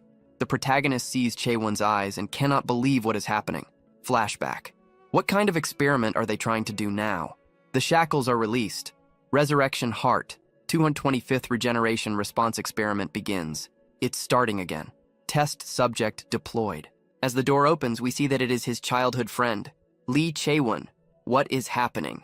Today's experiment will observe how the Resurrection Heart regenerates and recovers when stimulated by the ability of the Sword Heart. Test subject 0824 will attack test subject 001 using their ability. What? Does he want me to attack Kim Ji-o? He's telling me to cut him down right now. Insane. Screw that. He's not doing it. The scientist dragged me here just for this. He's leaving. But suddenly, the device on his neck emits an electric discharge that paralyzes him. Stop wasting time and just do it. He will be fine. You lunatic. How could he hurt his own friend? He told you. It doesn't hurt him anyway. He will just die. Hey, you weakling. Stop acting tough and just do what they say. All you do is cut with a sword anyway. Compared to abilities that freeze, burn, or grind people alive, your ability is weak, so just do it. What? He's weak. Yeah, so stop wasting time and finish it already. He will regenerate soon anyway. I'm weak. Good. Let's see if he's really weak. So he charges straight at the protagonist with everything he has, injuring him badly. Did he push him too far? Does it still not hurt? How about this? How about this? It doesn't hurt at all. How about now? 225th. Regeneration response experiment complete.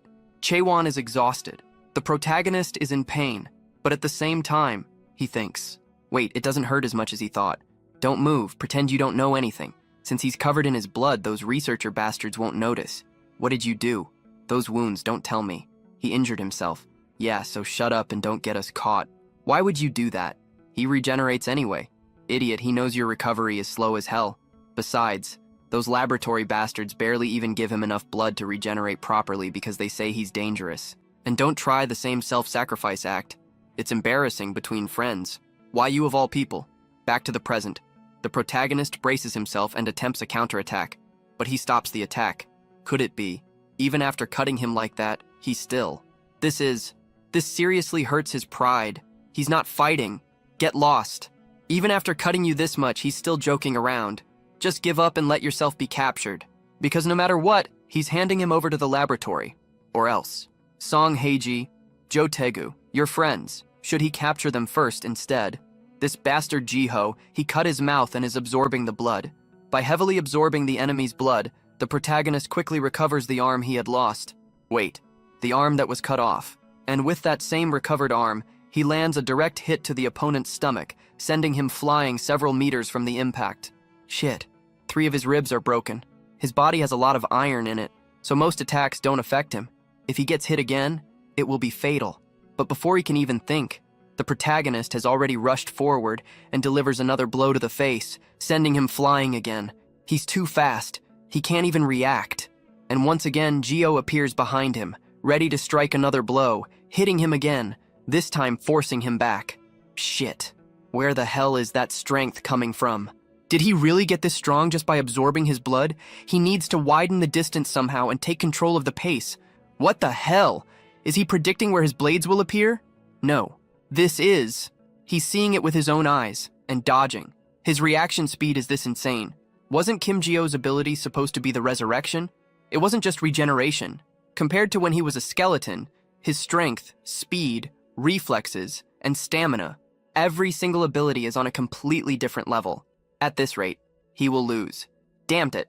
He didn't want to use this. Absorbing iron particles to the limit, Every blood vessel and organ is being torn apart by the iron particles, but in return, the sword heart reacts violently, and like an explosion, it releases hundreds of blades. Kim Ji-ho! No matter how much you regenerate, he won't break through these countless blades. But the protagonist doesn't care at all. He advances anyway. So what? So what if he has them? It doesn't matter. He will keep hitting. This kind of thing doesn't hurt at all. His flesh tearing apart, blades stabbing into him. He can endure that much. The thing that really hurts him is, the protagonist doesn't let the enemy breathe. He keeps beating him down and breaking every blade with each strike, not giving him any chance to react. After all, what really hurts is being betrayed by his own friend.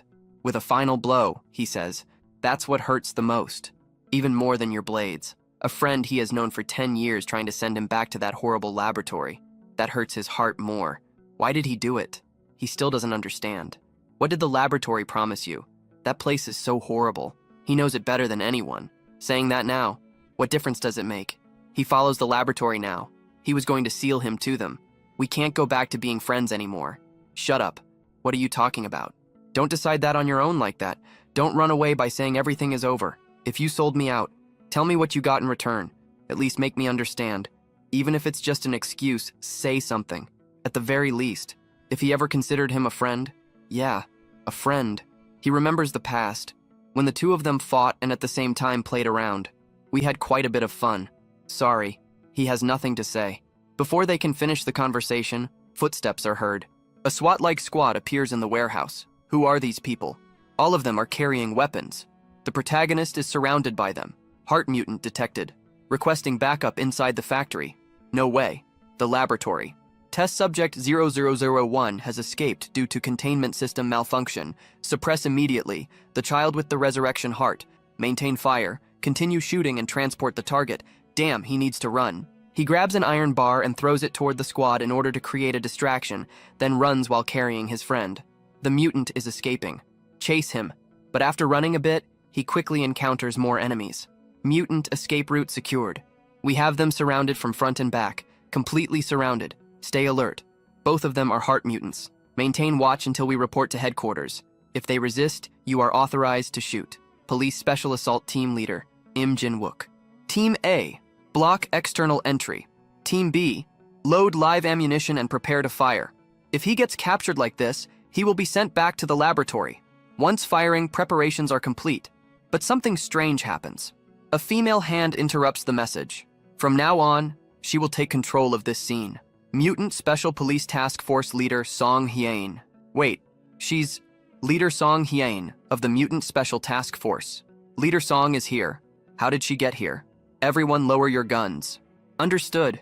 Cease fire. Everyone lower your weapons. She walks up to the protagonist. You must be Gio, don't be afraid. She came to help him. She heard everything about his situation from her younger sister. She's Hyeji's older sister. Her name is Song Hyein. Nice to meet you. He instantly recognized her as Song Hyeji's older sister. Hyein told him there was no reason to worry, making it clear that she would take control of everything from that point forward. She then shifted her attention toward the special assault team and questioned whether they had only arrived because of the mutant incident. One of the soldiers immediately responded with a sharp salute. Without wasting time, Hyein began taking command of the situation. She ordered the squad to block civilians from entering the area and instructed them to call for paramedics. But Captain Im Jin-wook refused to back down so easily. He raised his voice and stopped everyone, demanding to know if her task force intended to ignore standard field procedures. Hyein stayed completely calm. Without the slightest hesitation, she questioned whether the captain even understood the laws regarding police authority. Her assistant quickly stepped forward and explained that cases involving wanted mutants automatically gave their team priority over the scene. He shoved Lee Ki-won's warrant toward the captain and coldly told him to stay out of the way. Im Jin-wook let out a mocking scoff and claimed they had misunderstood who the real target was. He pointed past them with his gloved hand, making it clear that he was not referring to Ki-won, but to the boy wearing the black t-shirt. Ji-ho immediately froze in place as the captain revealed that CCTV footage had already identified him as another mutant. The captain argued that because Ji-ho was an unregistered mutant, he still counted as a civilian under police authority. He ordered his men to hold their fire while preparing to move toward their new target. A second later, the command to arrest Ji-ho echoed through the warehouse, and dozens of tactical rifles instantly aimed at him. Jiho clenched his teeth as he looked around at the weapons surrounding him, his mind racing for a way to escape the situation. Then, a sharp snap suddenly cut through the warehouse. Complex red geometric patterns immediately spread across the surface of one soldier's rifle. The glowing lines moved like an infection, rapidly crawling from weapon to weapon until every firearm held by the assault team was completely covered. An explosive burst of metal fragments tore through the air. The rifles shattered apart in the soldiers' hands, breaking into countless pieces that scattered across the floor. The elite squad stood frozen in disbelief, staring down at their empty hands and the ruined scraps of metal beneath them. One officer muttered in fear after finally understanding the truth. This was team leader Song Hae-in's mutant ability. Hae-in stared directly at them, making it clear that they still did not understand how dangerous the situation truly was. Captain Im became furious, yelling at her for using her power against her own allies. Hae-in showed no reaction and simply snapped her fingers again. Jin Dashwook cried out as the pressure from her ability started crushing him. Hae-in kept her arms crossed, completely calm despite the captain's shouting. She stepped closer and revealed that this case was part of a special investigation connected to the Hermes laboratory. The moment the captain heard the lab's name, his expression changed with real concern. Hae-in told him to look around if he still doubted her words. She pointed at the destruction across the floor, showing the traces left behind by the battle between the two mutants. The captain looked at the boys again as the seriousness of the situation finally sank in. He realized they were not simple delinquents, but dangerous subjects tied to the Hermes lab's research. He understood that dealing with mutants of this level could cost his men their lives. Reluctantly, he admitted she should have explained it sooner, before ordering his team to hand over control. Two soldiers roughly pulled Lee Ki-wan to his feet, causing Jio to ask where they were taking him. The assistant explained that Ki-wan was a wanted criminal and would go through formal arrest procedures. Jio watched his friend get handcuffed and led away, wondering if Ki-wan had really done something that serious. The man in the suit then turned to Jio, saying they would also need his testimony. He informed him that he would be taken for a private interview with the team leader. Jio looked toward Song Hae-in, feeling nervous again under her stare. Later, Song Hae-in sat across the table with her eyes fixed on the files in front of her. A faint, confident smirk appeared on her face. Kim Jio shifted uncomfortably in his seat beneath her intense gaze. He sat alone in the silent interview room as the tension between them continued to grow. Hae-in quickly got to the point while looking through the documents. She revealed that her team was currently hunting the Hermes laboratory. She mentioned that she had already heard about his escape 3 years ago from Song Hae-ji. Then she slid a document across the table and explained that Jio still did not know the lab's true activities. Jio's face immediately turned pale after hearing those words. She revealed that every other escapee from the laboratory had already been captured again. Hae-in explained the lab's method of letting subjects escape on purpose, only to hunt them down later and crush their hope. The goal was to break them mentally and force them into complete submission by proving they could never truly escape. Jio stared blankly ahead as he realized Lee Ki-wan may have already fallen victim to that same method. Elsewhere in the facility, Ki-wan sat silently with his head lowered and his hands restrained. An assistant entered the room and announced that the witness had finally arrived. Jio looked up, wondering who could possibly know the truth behind everything. A young girl in a wheelchair was brought into the room. She looked weak and nervous. The man in the suit stepped aside, allowing Lee Ki-wan to become the focus. Song Hae-in lowered herself to the girl's level and gently held her hand, trying to calm her down. She explained that nobody would force her to speak, but they needed to understand her brother's reasons. Ki-wan lowered her head as a tear rolled down her cheek. Her body trembled while she cried, blaming herself for everything that had happened. Her fist tightened as she explained that her brother had not always been the person he had become. The girl was clearly afraid, terrified that speaking would only make her lose her brother once again. Hae-in kept her calm smile and warned her that remaining silent would only leave Ki-wan to carry all the blame alone. After wiping away her tears, Ki-wan realized she could not leave him to suffer by himself anymore. She finally raised her head and agreed to tell the task force everything she knew. Her story went back 3 years, to the day her brother first returned home. Ki-wan burst through the front door while still wearing the blood-stained hospital gown from the laboratory. He suddenly stopped after seeing the dark and ruined condition of his childhood home. In the shadows, he found his sister sitting alone in silence, her body weak and her eyes empty. Shock completely froze him as he realized both of their parents were already dead. He collapsed beside her and held her tightly while crying and apologizing for arriving too late. To cover her growing medical expenses, Ki-wan started doing exhausting labor at a construction site. But because he had no legal identity, He constantly suffered from low pay and abuse from his employers. The little money he earned was never enough, and his sister's condition only grew worse until she started coughing up blood. Then one day, the small peace they had built together was destroyed when tactical units suddenly kicked down their door. Kiwon was immediately tackled to the floor by several armed men and pinned down before he could react. His sister cried out for her brother, desperately reaching toward him while the soldiers restrained him by force. Filled with rage, Kiwon shouted wildly, threatening to kill all of them if they did not let go of his sister.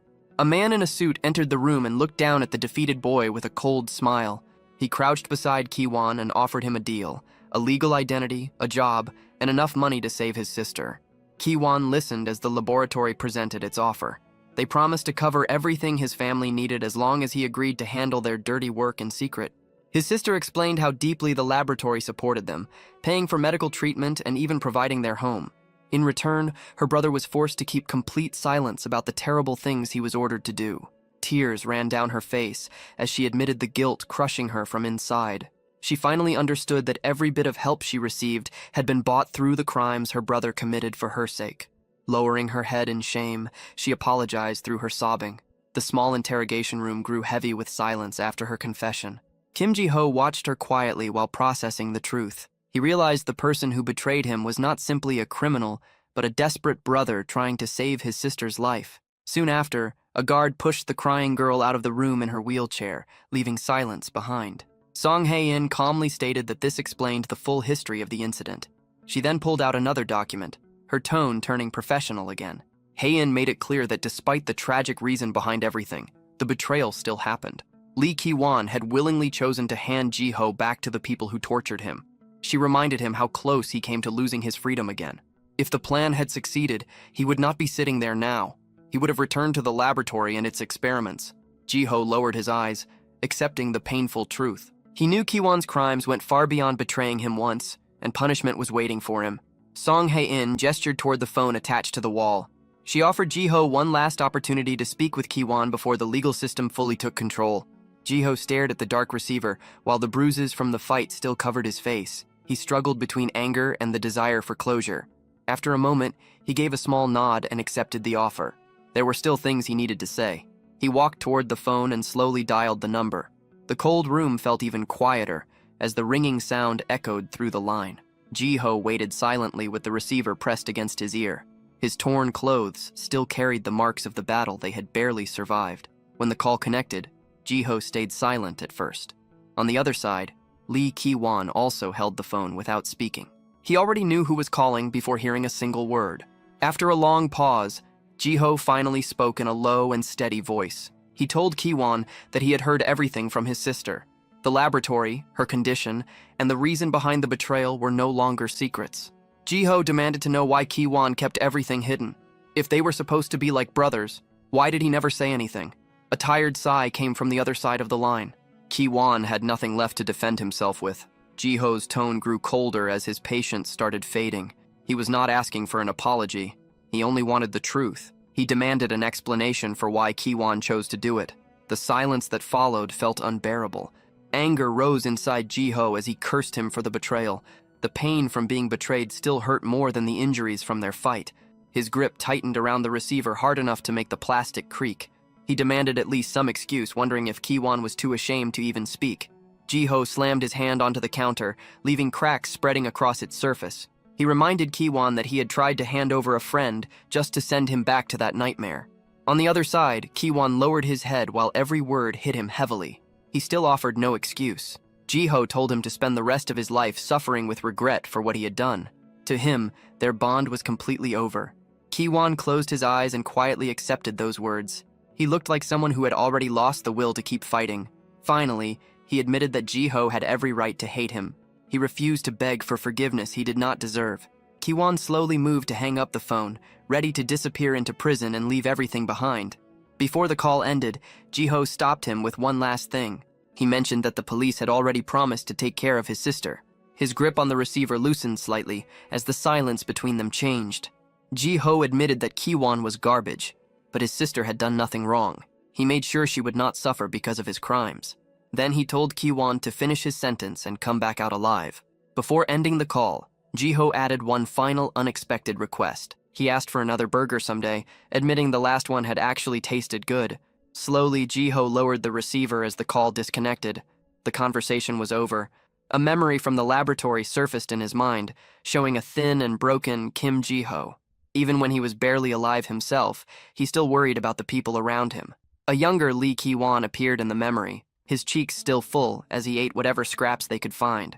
Back then, they were only children trying to survive inside a nightmare. In the present, Ki-won sat alone in the darkness. Quietly, he whispered one final thank you to the boy he had nearly destroyed.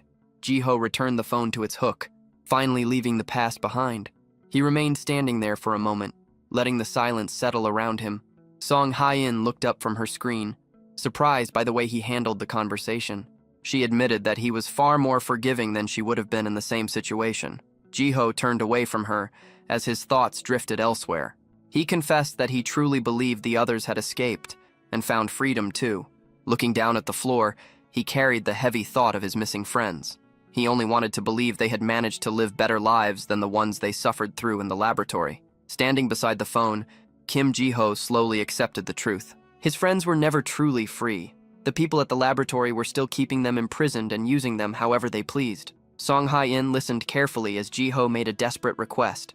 He turned toward her again, his voice filled with determination as he asked for her help in rescuing the others still trapped inside that place. A faint smile appeared on Hye-in's face. She placed her phone down on the table while watching the boy who had finally found a reason to fight beyond simple survival. Leaning forward, her expression became more serious as she asked whether he was truly prepared for what would come next. Jiho answered without hesitation, saying none of it mattered as long as they succeeded. He looked down at his hand as his muscles tightened and dark veins glowed beneath his skin. He understood that he was no longer the weak skeleton trapped inside the laboratory. Now, he had the strength to change things. His eyes sharpened with determination, showing that he was done running away. He swore to save his friends and destroy the entire laboratory no matter what it cost him. Later that night, the city remained quiet as the scene shifted toward an apartment building. Lights glowed behind the windows, but one apartment was far from peaceful. Inside, Song Hye-in suddenly burst through the front door, completely dropping her cold professional attitude as she loudly called for Song Hae-jae. Jiho followed behind her, looking confused by the sudden change in behavior. Without hesitation, Hye-in rushed forward and wrapped Song Hae-jae in a huge hug, acting like a completely different person. After being away for several days, she immediately demanded to know whether her little sister had missed her. She rubbed her cheek against the younger girl's face while ignoring all resistance. Song Hae-jae struggled to escape the overwhelming affection, telling her sister to stop. Song Hye-in continued smothering her sister with affection, while scolding her for not washing up immediately after getting home. She insisted that her little sister must have felt lonely without her, and refused to let go. From the hallway, Jiho watched the scene in complete disbelief. He never imagined the terrifying woman from the interrogation room could act this soft around her family. He remembered the cold way Hye-in treated Captain Jin-wook and compared it to the person standing in front of him now. At that moment, Jiho realized his first impression of her had only shown half of who she really was. Hye-in quickly returned to hugging her sister again, making it obvious that Song Hae-jae was the most important person in her life. Jiho simply stood there, still trying to process this unexpected side of his new ally. Eventually, Song Hae-jae managed to speak, while looking toward Jiho with concern. She asked whether he was okay after hearing about the serious trouble involving his friend earlier. Jiho awkwardly scratched the back of his neck and looked down while thinking about everything involving Lee Ki-won. The situation was too complicated to explain properly. He forced a small smile and admitted things were fine now that her sister had handled everything. Despite how terrible the situation became, he was still grateful for the help. Relief immediately appeared on Song Hae-jae's face after hearing that things worked out safely. She finally slipped away from her sister's arms and shifted her attention elsewhere. Then she asked Jiho if he wanted to finish the galbi gym he could not eat earlier. A faint blush appeared on his face as he quickly nodded, his empty stomach reminding him how long it had been since he ate properly. Song Hae-jae suddenly checked her phone, but her face quickly turned pale after reading a message from her sister. The recipe mentioned strawberries, oysters, and included a strange sticker of a rabbit vomiting a rainbow. Moments later, Song Hae-jae proudly placed a huge pot in front of them and encouraged everyone to try her sweet and sour galbi jim. Steam rose from the strange mix of meat, strawberries, and whole oranges. Song Hae-in stared silently at the food, her doubtful expression saying everything before she even spoke. Using her chopsticks carefully, She lifted a slice of orange while questioning why oysters were somehow inside a beef dish. Without thinking, she asked what kind of lunatic taught her to cook like this, accidentally letting her rougher tone slip out. Song Haijai looked shocked by the language, forcing Hai-in to quickly change the subject and ask where the recipe came from instead. Excitedly, the younger girl pulled out her phone and proudly showed them GBT, the AI that gave her the detailed recipe. Because the instructions looked so professional, she completely believed the dish would turn out amazing. Song Hai-in stared at the strange dish with a deadly serious expression. Her eyes stayed locked on the bizarre meal as she wondered if the AI was deliberately insulting human intelligence with this disaster. She focused on the shining orange slice while trying to understand how fruit and fatty meat were supposed to work together. After a long silence, she finally delivered her honest opinion. Looking directly at her sister, Hai-in bluntly stated that the food did not even look edible. Song Haijai proudly raised her phone and showed them the recipe she found online. She explained that she adjusted the recipe herself to help her sister recover energy by adding extra vitamins. Hai-in looked at the strange mixture inside the pot with obvious doubt.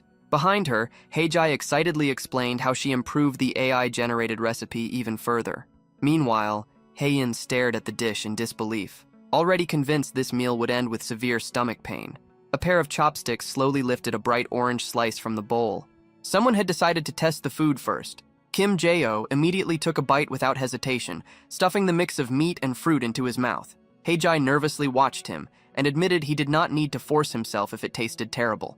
At the same time, Hai-in's expression clearly showed she hated the flavor, yet she still forced herself to give a thumbs up to avoid hurting her sister's feelings. Seeing their reactions, Haijai's face brightened with happiness. Hai-in struggled to keep herself from throwing up while blushing in embarrassment as she admitted the strange mix of oysters, strawberries, and meat somehow tasted surprisingly good. Haijai clenched her fists in victory, thrilled that everyone liked her unusual recipe. Meanwhile, Jae-oh gave a thumbs up with tears running down his face. After years without a proper meal, he was genuinely moved by the food, while Hai-in could only wonder how he was capable of praising something that tasted like torture. Jae-oh quickly emptied his bowl and claimed he could eat meals like this every day. He completely accepted Haijai's strange cooking skills. Hai-in watched him carefully and seriously questioned whether the laboratory experiments had destroyed his sense of taste along with the rest of his body. To her, his praise sounded almost suspicious. Only minutes later, every bowl on the table was completely empty. Once the meal ended, silence settled across the room. Hai-in placed her chopsticks down and announced they needed to discuss an important issue regarding Jae-oh's future. Pointing her chopsticks toward him, she brought up the uncomfortable reality of his current living arrangement. She explained that having a healthy man living together with two women was not exactly ideal, especially for Haijai's social development. Haijai lowered her eyes as she realized how difficult it would be to continue hiding someone being hunted by the laboratory. Haijai asked where else Jae-oh could possibly stay. Hai-in explained that although she had considered placing him inside police housing, it was still safer to keep his identity hidden for now. Jae-oh quietly sat there while holding the small dog, Tweejim. Taking control of the situation herself, Hai-in pulled out her phone and searched for other options. She quickly made a call, asking if any official police residences still had empty rooms available. Meanwhile, Jae-oh and Haijai waited nervously nearby. Hai-in listened calmly to the response while the two anxiously waited for the answer. After ending the call, she explained that every residence was currently full, and it would take time before a room became available. Even so, she seemed slightly relieved, knowing a future solution at least existed. Since there were no immediate alternatives, Hai-in allowed Jae-oh to stay with them temporarily. His face immediately brightened as he repeatedly thanked her for letting him stay. The heavy atmosphere finally eased as Jae-oh and Haijai happily celebrated the news together, while Tweejim barked excitedly beside them. But before Jae-oh became too relaxed, Hai-in suddenly began writing something on a piece of paper. She made it clear that staying there would come with strict conditions. The smile on Jae-oh's face instantly disappeared as the mood turned serious again. With a sharp motion, Hai-in slammed the paper onto the table and returned to her cold, authoritative attitude. She immediately began listing the rules. Jae-oh was only allowed to use the living room as his personal space, and under absolutely no circumstances could he enter Haijai's bedroom. The paper contained 10 strict house rules that he would have to obey and sign. Everything was included, from bathroom use to kitchen boundaries. Hai-in leaned close and quietly warned him that breaking those rules would lead to consequences worse than he could imagine. Jae-oh gripped the paper nervously as she stared directly into his eyes. Her intense glare made sure he fully understood how serious she was about the rule involving her sister's room. His face turned pale as he quickly agreed to follow every single condition. Nearby, Heijai watched the scene while looking slightly overwhelmed by her sister's sudden intensity. Afterward, Heian stood up and ordered Jo to follow her outside, abruptly ending the conversation. Jo swallowed nervously while wondering what kind of situation he was about to face next. Soon after, the two arrived at a quiet construction site. The entire area was empty, making it the perfect place for Heian's plan. Without wasting time, she got straight to the point. If Kim Jo truly wanted to help destroy the laboratory, she needed to understand exactly what his mutation was capable of first. Jo then began explaining the basics of his regeneration ability. Jo explained that as long as he was not killed instantly, his body could recover from almost any injury. Looking down at his hand, he revealed the weakness behind the ability. His regeneration consumed blood, and whenever his blood reserves became too low, his healing ability weakened drastically. Heian narrowed her eyes, clearly unconvinced that this was the full extent of his mutation. She studied him carefully, suspecting there was more behind his power. Then she brought up the damage left behind during his fight with Lee Ki-wan. The destruction at the factory did not look like something caused by a simple healer. It looked like the work of someone with monstrous physical strength. Jo slowly clenched his fist and admitted that he had always felt physically different from normal people. He believed the mutation inside his heart permanently enhanced all of his physical abilities far beyond average human limits. Heian silently stared at him. To her, calling it slightly stronger than others was a massive understatement after witnessing the destruction firsthand. Jo explained that while trapped inside the laboratory, he never had the chance to fully recover or push his body to its limits. Only during the recent chaos did he finally realize how powerful he had become. Still, there was another condition attached to that strength. He noticed his physical abilities increased even more whenever he absorbed fresh blood. Heian tapped her temple thoughtfully while processing the information. For him, blood was not simply medicine. It acted like fuel for his entire body. Without another word, she turned around and started walking away, signaling the beginning of the real test. A heavy object suddenly slid across the dirt and stopped in front of him. It was a testing device she specifically brought for the evaluation. Jo picked it up carefully while examining the unfamiliar machine. It was a grip dynamometer, and Heian simply instructed him to squeeze it with all his strength. The moment he looked at the device, memories from the laboratory flashed through his mind. He had seen similar tools before, always held by researchers who treated him like nothing more than an experiment. Adjusting his grip on the handle, he prepared himself. This was not only a test for Heian, but also a chance for him to understand his own growth. Jo steadied himself and focused all his strength into his right arm. He concentrated on the hidden power flowing inside his body. Veins bulged beneath his skin and glowed as blood rushed into his hand. The pressure building inside his arm became visible from the outside. Grinding his teeth, he released a sharp breath while squeezing with everything he had. His eyes showed complete focus without holding back at all. Then, with a loud crack, the dynamometer exploded apart in his hand. Springs and shattered plastic scattered everywhere as the machine failed to handle his strength. For the first time, Heian's calm expression completely broke as she stared at the destroyed device. That testing device was built to withstand up to 500 kilograms of force, yet Jo crushed it into pieces without difficulty. Heian immediately began calculating his strength in her head. His grip strength had already surpassed that of a fully grown gorilla. The moment he realized what happened, Jo started panicking and hurriedly waved his hands while trying to apologize. He clearly never intended to destroy the expensive equipment. Heian quietly watched him as her expression slowly became more serious. He was far stronger than she originally estimated. Without warning, she raised one hand, and the rocks surrounding them suddenly lifted into the air. The atmosphere instantly changed as she revealed her own mutation. Jo froze in shock while staring at the floating boulders above him. He never expected her to suddenly demonstrate her abilities like this. Without hesitation, Heian launched the jagged rocks toward him at deadly speed. It immediately turned into a brutal test of his reflexes and instincts. Jo burst into motion, twisting and diving to avoid the incoming projectiles.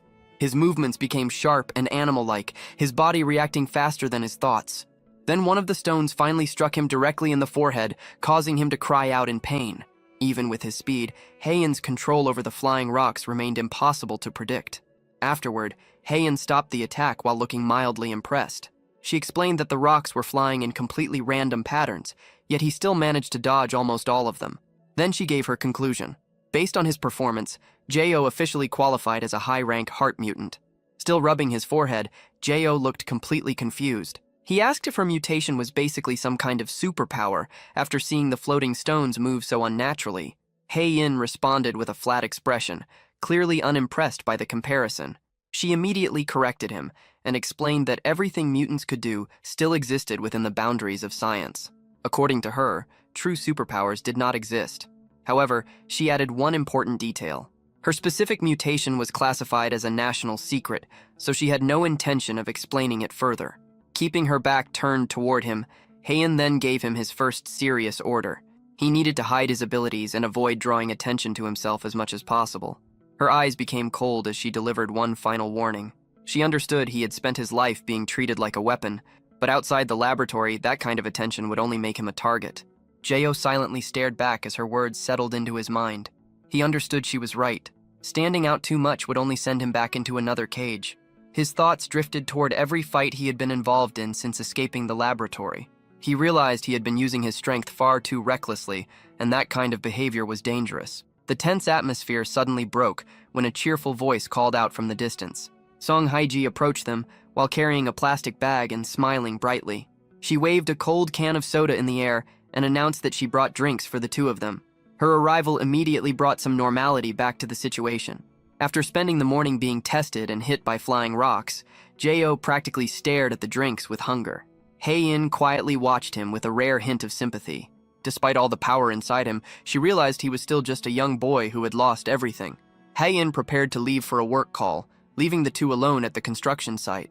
Song Haiji asked where she was going, and her older sister simply told them to save some food for her before leaving. Kim Jo immediately grabbed the cold soda Haiji brought him and took a huge, desperate gulp. Haiji watched him with a bright smile, curious about his reaction to the Coca-Cola. The moment the drink hit him, he nearly choked from excitement while loudly declaring that it tasted incredible. After years of surviving on laboratory food, the sudden rush of sugar and carbonation completely overwhelmed his senses. Jo stared at the red can as if it were something miraculous. He excitedly described the sweetness, the tingling feeling on his tongue, and the sharp sensation in his throat. To him, it felt like something inside his head had suddenly switched on. Haiji laughed at his dramatic reaction, genuinely happy to see him enjoying something so simple. But then his expression suddenly changed as he looked at the cold condensation running down the can. The taste triggered a memory buried deep inside his mind. A flashback appeared. Lee Ki-wan stood inside a small makeshift kitchen, while serving him a large burger with a rare and honest smile. Back then, it was the only real meal Jo had ever eaten inside the laboratory.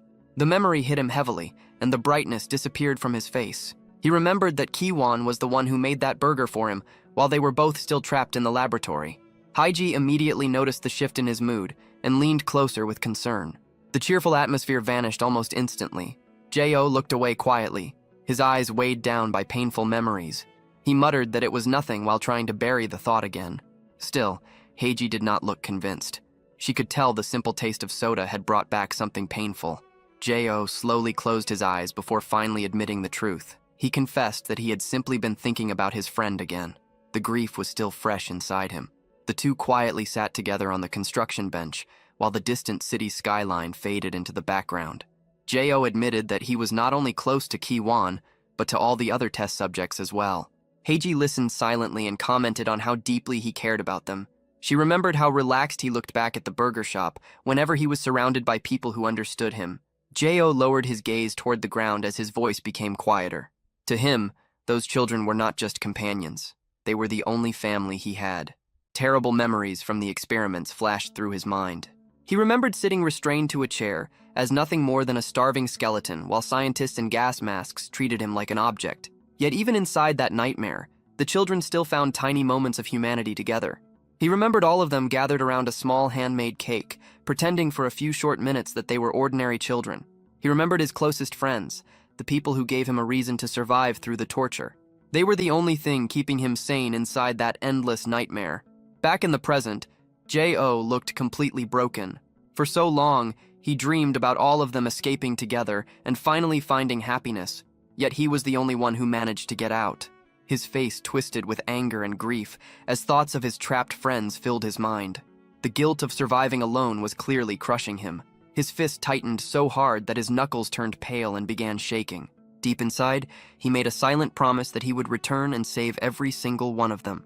The determination in his eyes looked fierce enough to destroy everything standing in his way. If necessary, he was ready to tear the entire laboratory apart with his own hands. Beside him, Haijai quietly watched with a mixture of sympathy and support. She could see the scars the laboratory left behind, not only on his body, but inside his heart as well. After a moment, Jo calmed himself and looked back at her.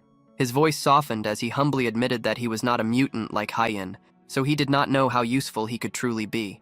Even so, he promised to help however he could. Haijai immediately answered him with a warm smile. She told him he could rely on her whenever he needed help. Jo blinked in surprise, caught off guard by such honest kindness. It felt completely different from the cold and harsh life he had always known. A small but genuine smile appeared on his face as he thanked her. For the first time since escaping the laboratory, he felt like he might truly have someone on his side. Several days later, the scene shifted toward the large gates of Samuel High School. For someone who spent most of his life trapped inside a concrete laboratory, the place felt like an entirely different world. Inside the classroom, rumors about the new transfer student spread immediately. Two girls whispered excitedly while wondering about the mysterious newcomer. Nearby, another group of girls was already panicking over his appearance. They called him unbelievably handsome, while joking about finding his social media accounts. The history teacher slammed his book against the desk to quiet the noisy classroom. Then he officially introduced the transfer student. Standing at the front of the room, Jo felt completely exposed. Inside his chest, his mutated heart pounded heavily. A sudden fear gripped him as he wondered whether he could ever blend into a normal life. He stared across the classroom filled with curious faces while his thoughts spiraled. Even now, he still could not understand how Haiyan managed to arrange his school transfer so quickly. When Jo tried introducing himself, his voice shook nervously. He looked close to collapsing as he remembered Haiyan mentioning that he would meet someone important at the school. Forcing himself to speak, he barely managed to say his name while sweat formed across his forehead under the gaze of the entire class.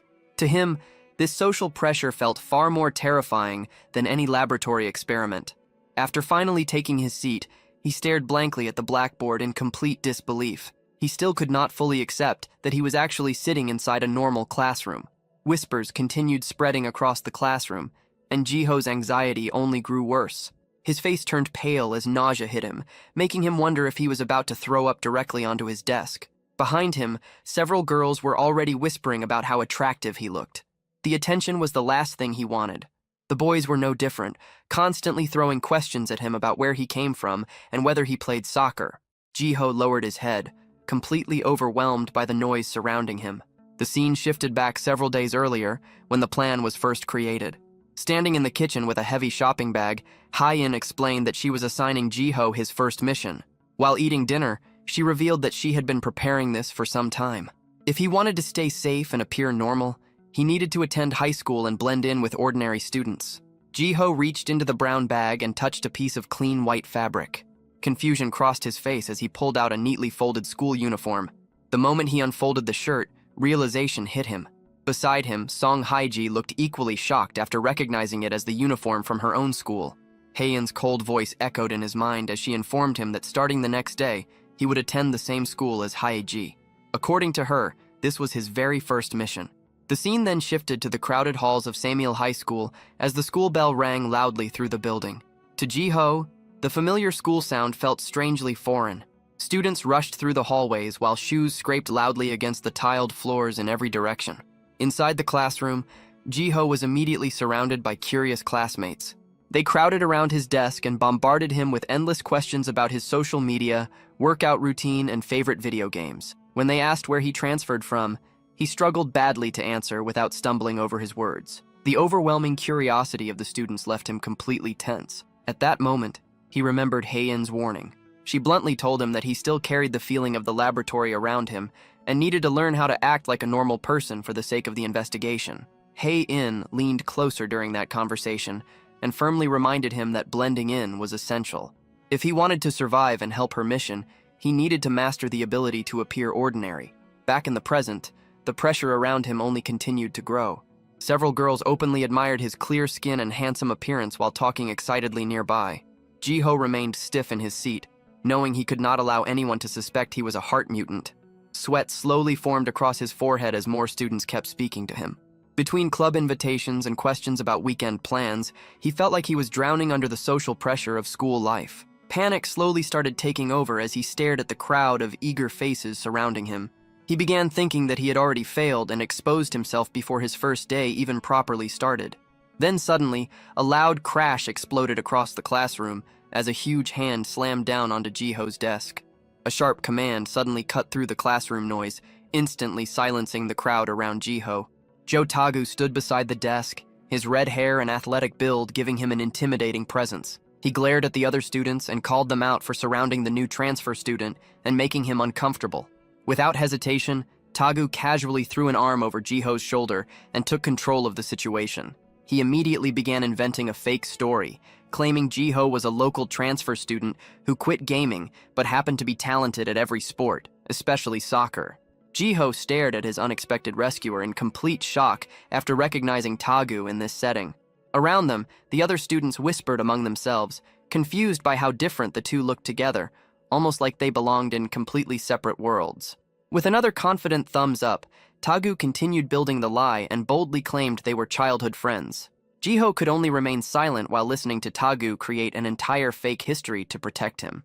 Tagu then waved the crowd away and told everyone to leave so he could properly catch up with his old friend. Eventually, the students finally dispersed and left the two alone near the back of the classroom. Once the area cleared, Jiho looked toward Tagu with a relieved smile. Quietly, he thanked him for stepping in at the perfect moment. Tagu's expression quickly became more serious as he leaned closer, his face darkening slightly. He explained that he already heard everything from Heijai and understood exactly what Jiho needed to do to survive as a normal student. Hearing that immediately gave Jiho a new sense of relief. Knowing someone familiar with the school was on his side made the mission feel far less impossible.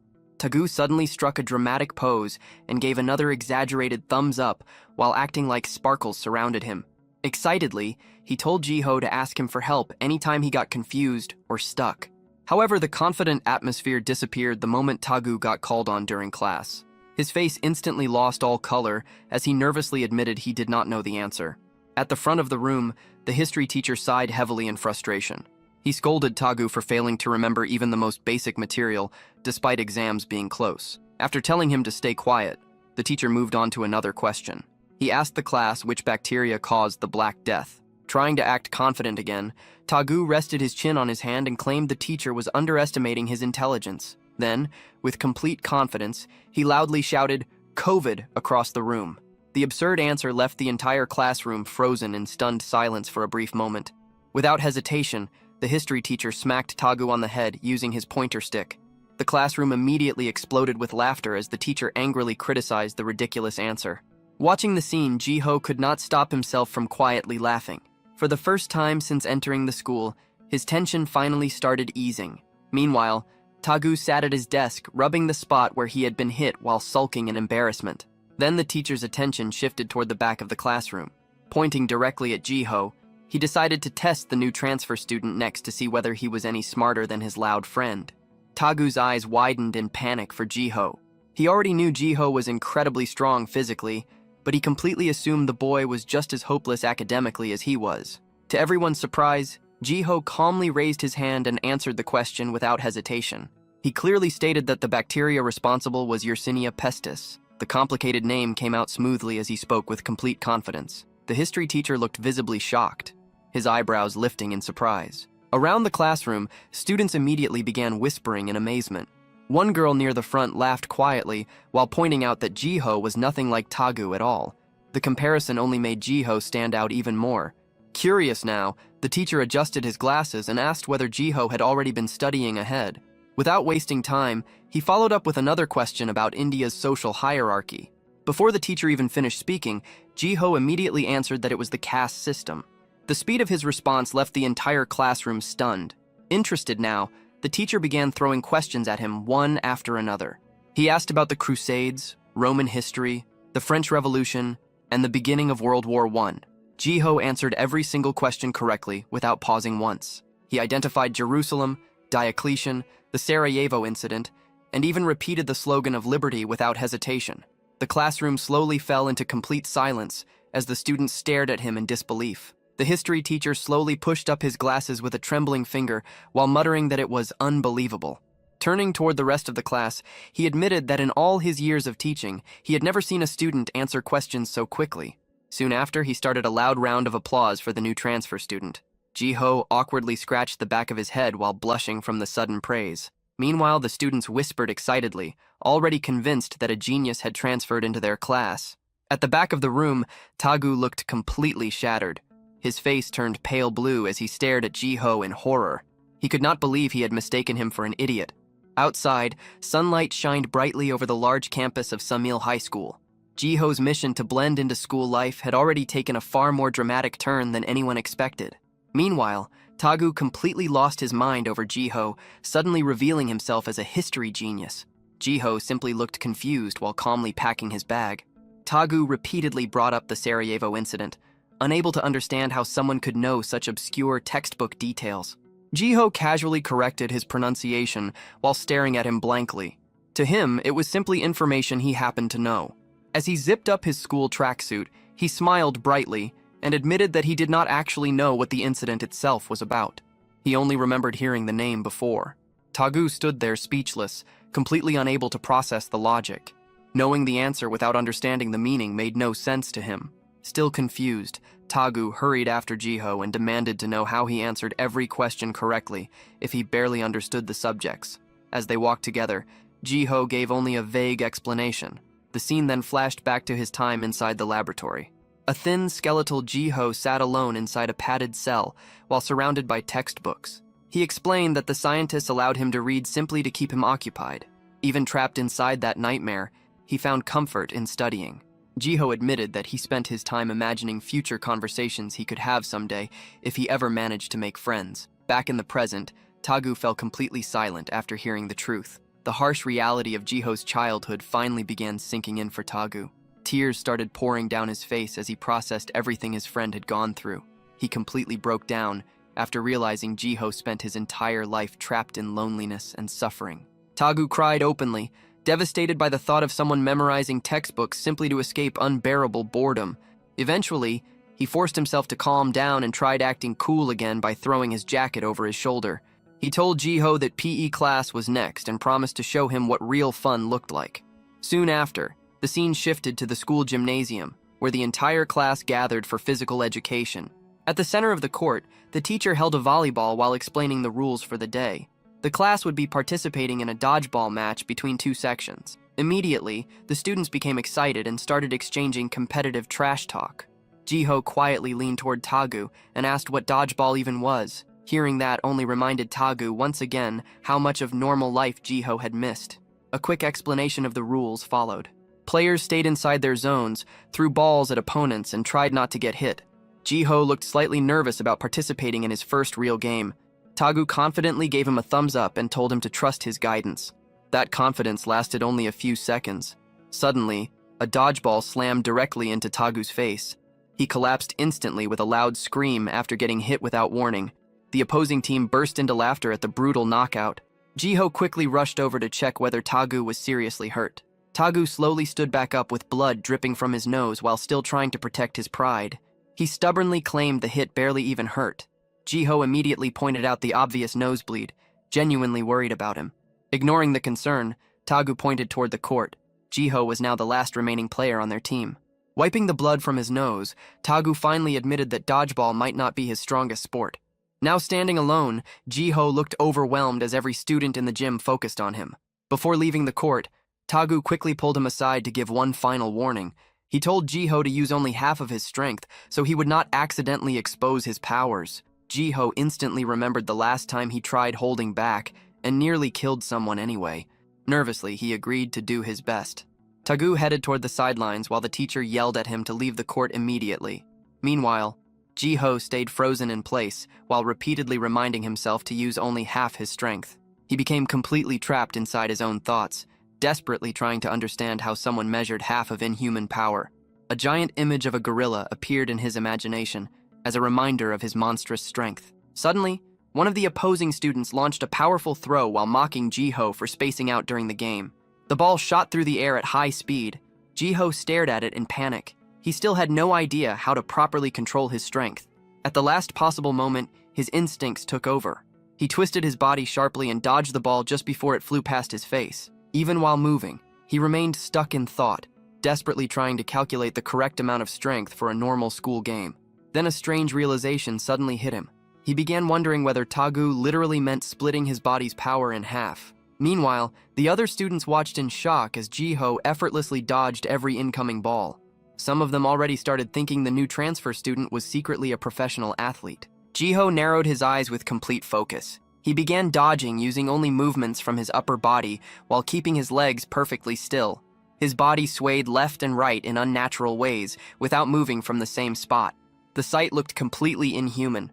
Afterimages even started appearing behind him as balls continuously flew past.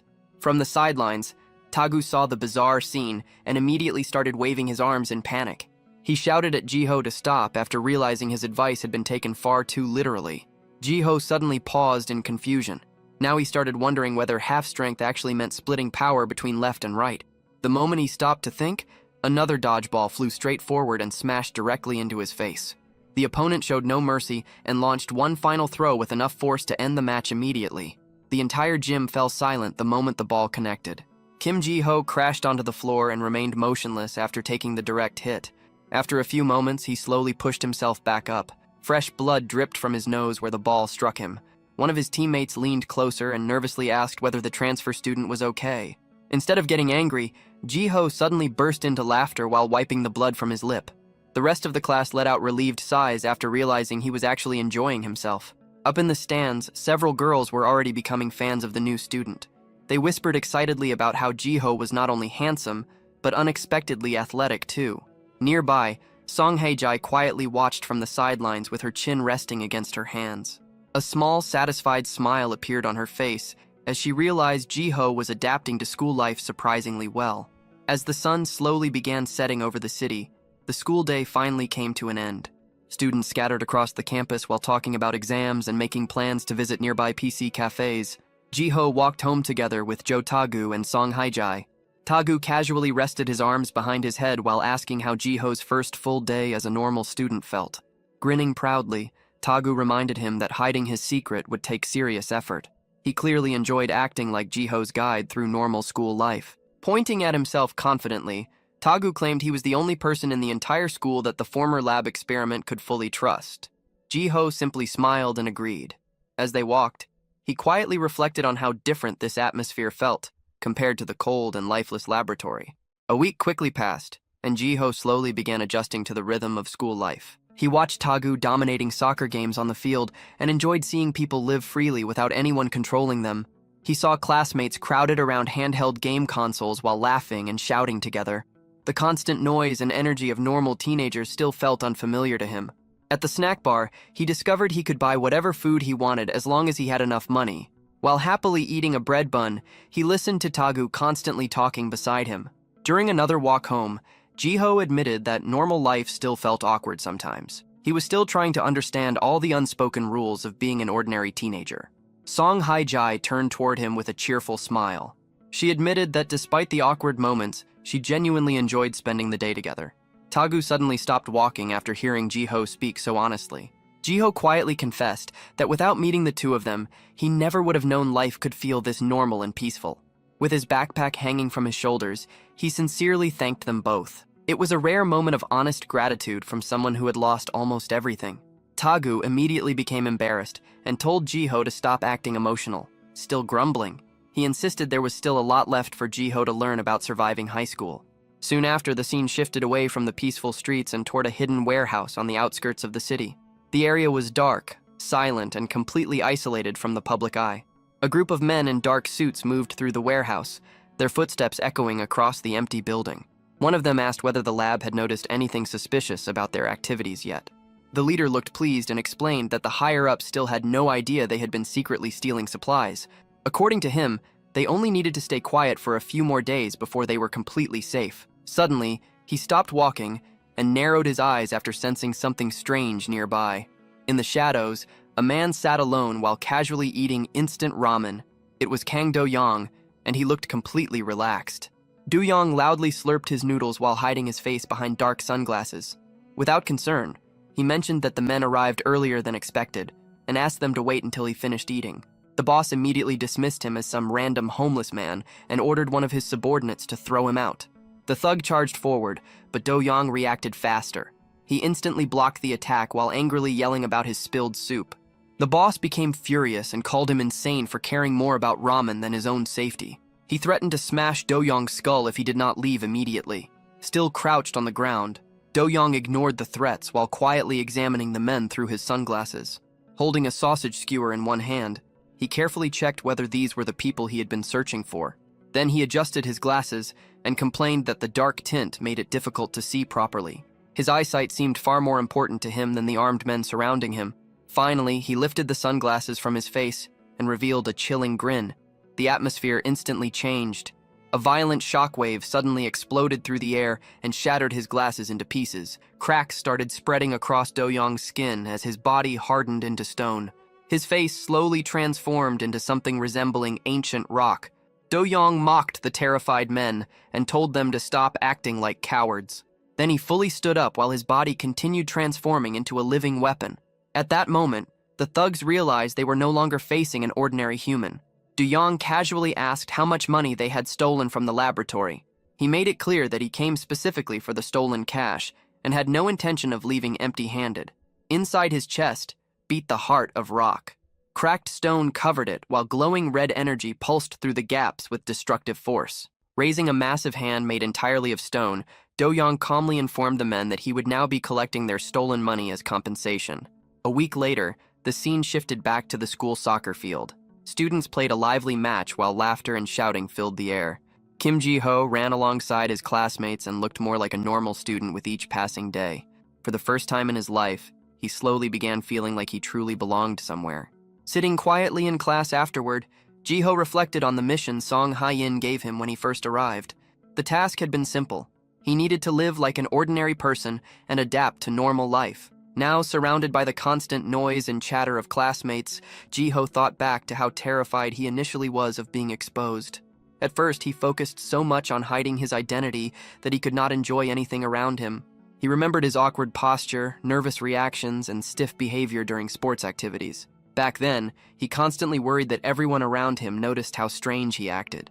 But little by little, those fears were replaced by a growing sense of belonging. Later, Ji-ho sat beside Jo Tagu at a convenience store table while happily eating a steamed bun. Nearby, a girl quietly watched the two talking together.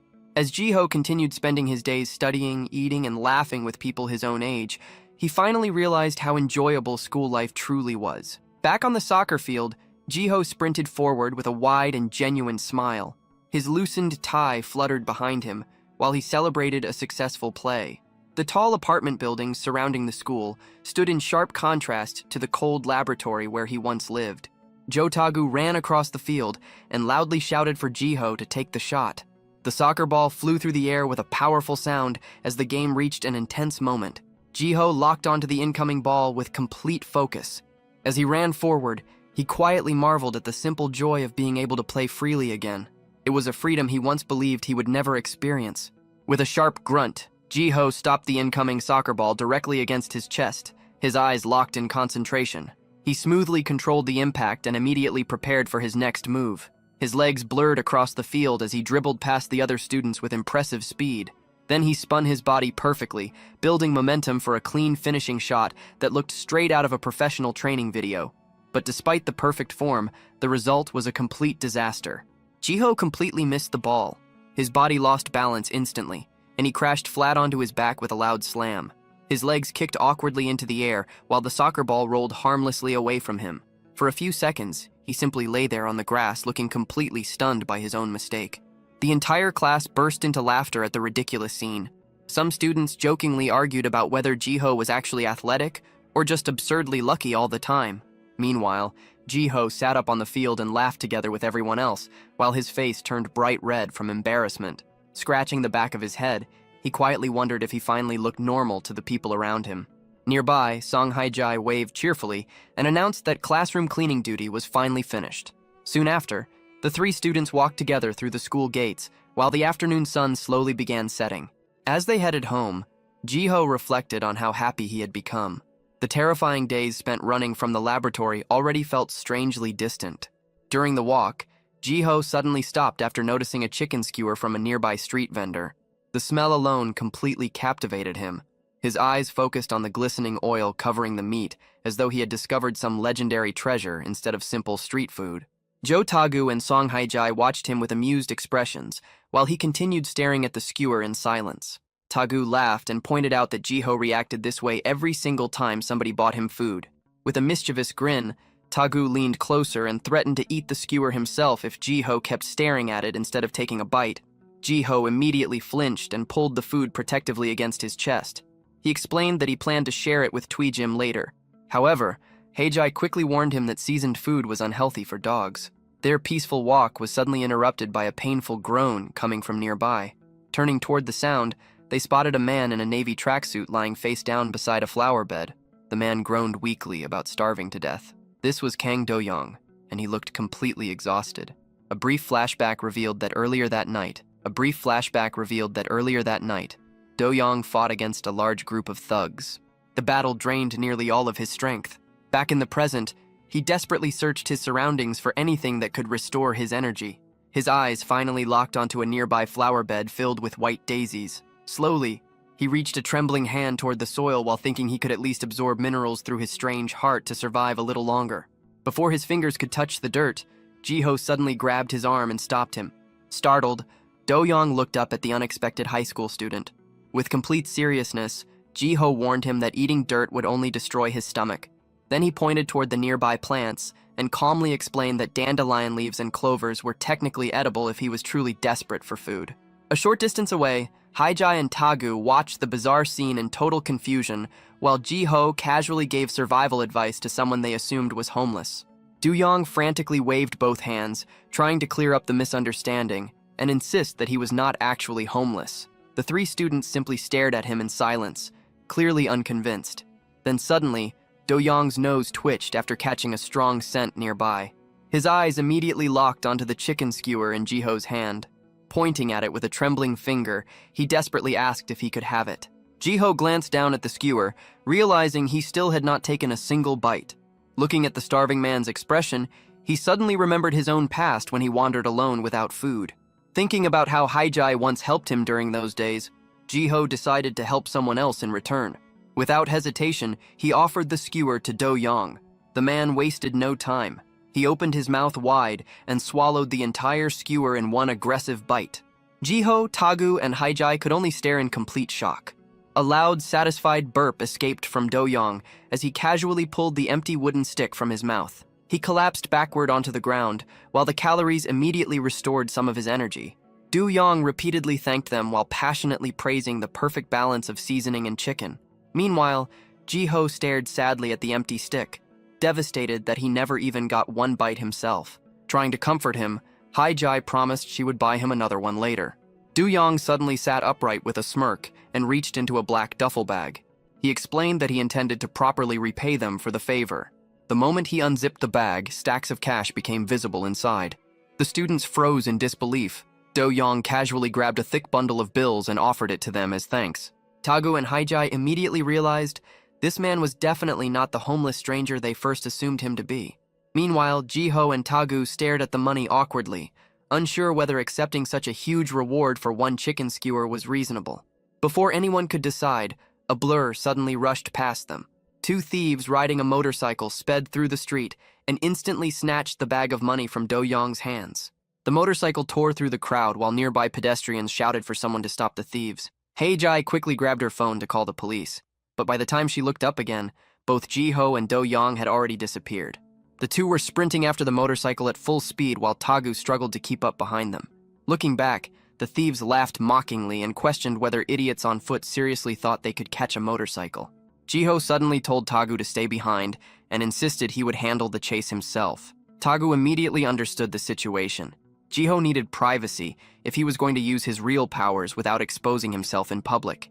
Realizing this, Tagu instantly grabbed onto Do-young's shirt and pretended to stumble from exhaustion in order to slow him down. Unfortunately, the sudden pull ripped the back of Do-young's pants directly across the seat. Do-young immediately lost his temper and snapped angrily at Tagu. Meanwhile, Tagu awkwardly laughed and apologized while pretending it was an accident. Far ahead, Jiho sprinted through the streets with complete focus on recovering the stolen money. Inside his chest, the resurrection heart glowed with intense red energy. The pulsing power fueled his body with monstrous speed. Every step exploded against the pavement as his feet barely touched the ground. Jiho turned into a blur racing through the city, leaving after-images behind him while rapidly closing the distance. One of the thieves glanced backward through his helmet visor. His eyes widened in pure disbelief after realizing that a high school student running on foot was somehow catching up to their speeding motorcycle. The motorcycle driver looked over his shoulder and started sweating as Jiho rapidly closed the distance behind them. Jiho's silhouette darkened while his glowing red eyes stayed locked onto the bike. He reached forward like a predator chasing prey. The thieves panicked and screamed at each other to go faster. The motorcycle sharply turned a corner, its tires screeching across the asphalt.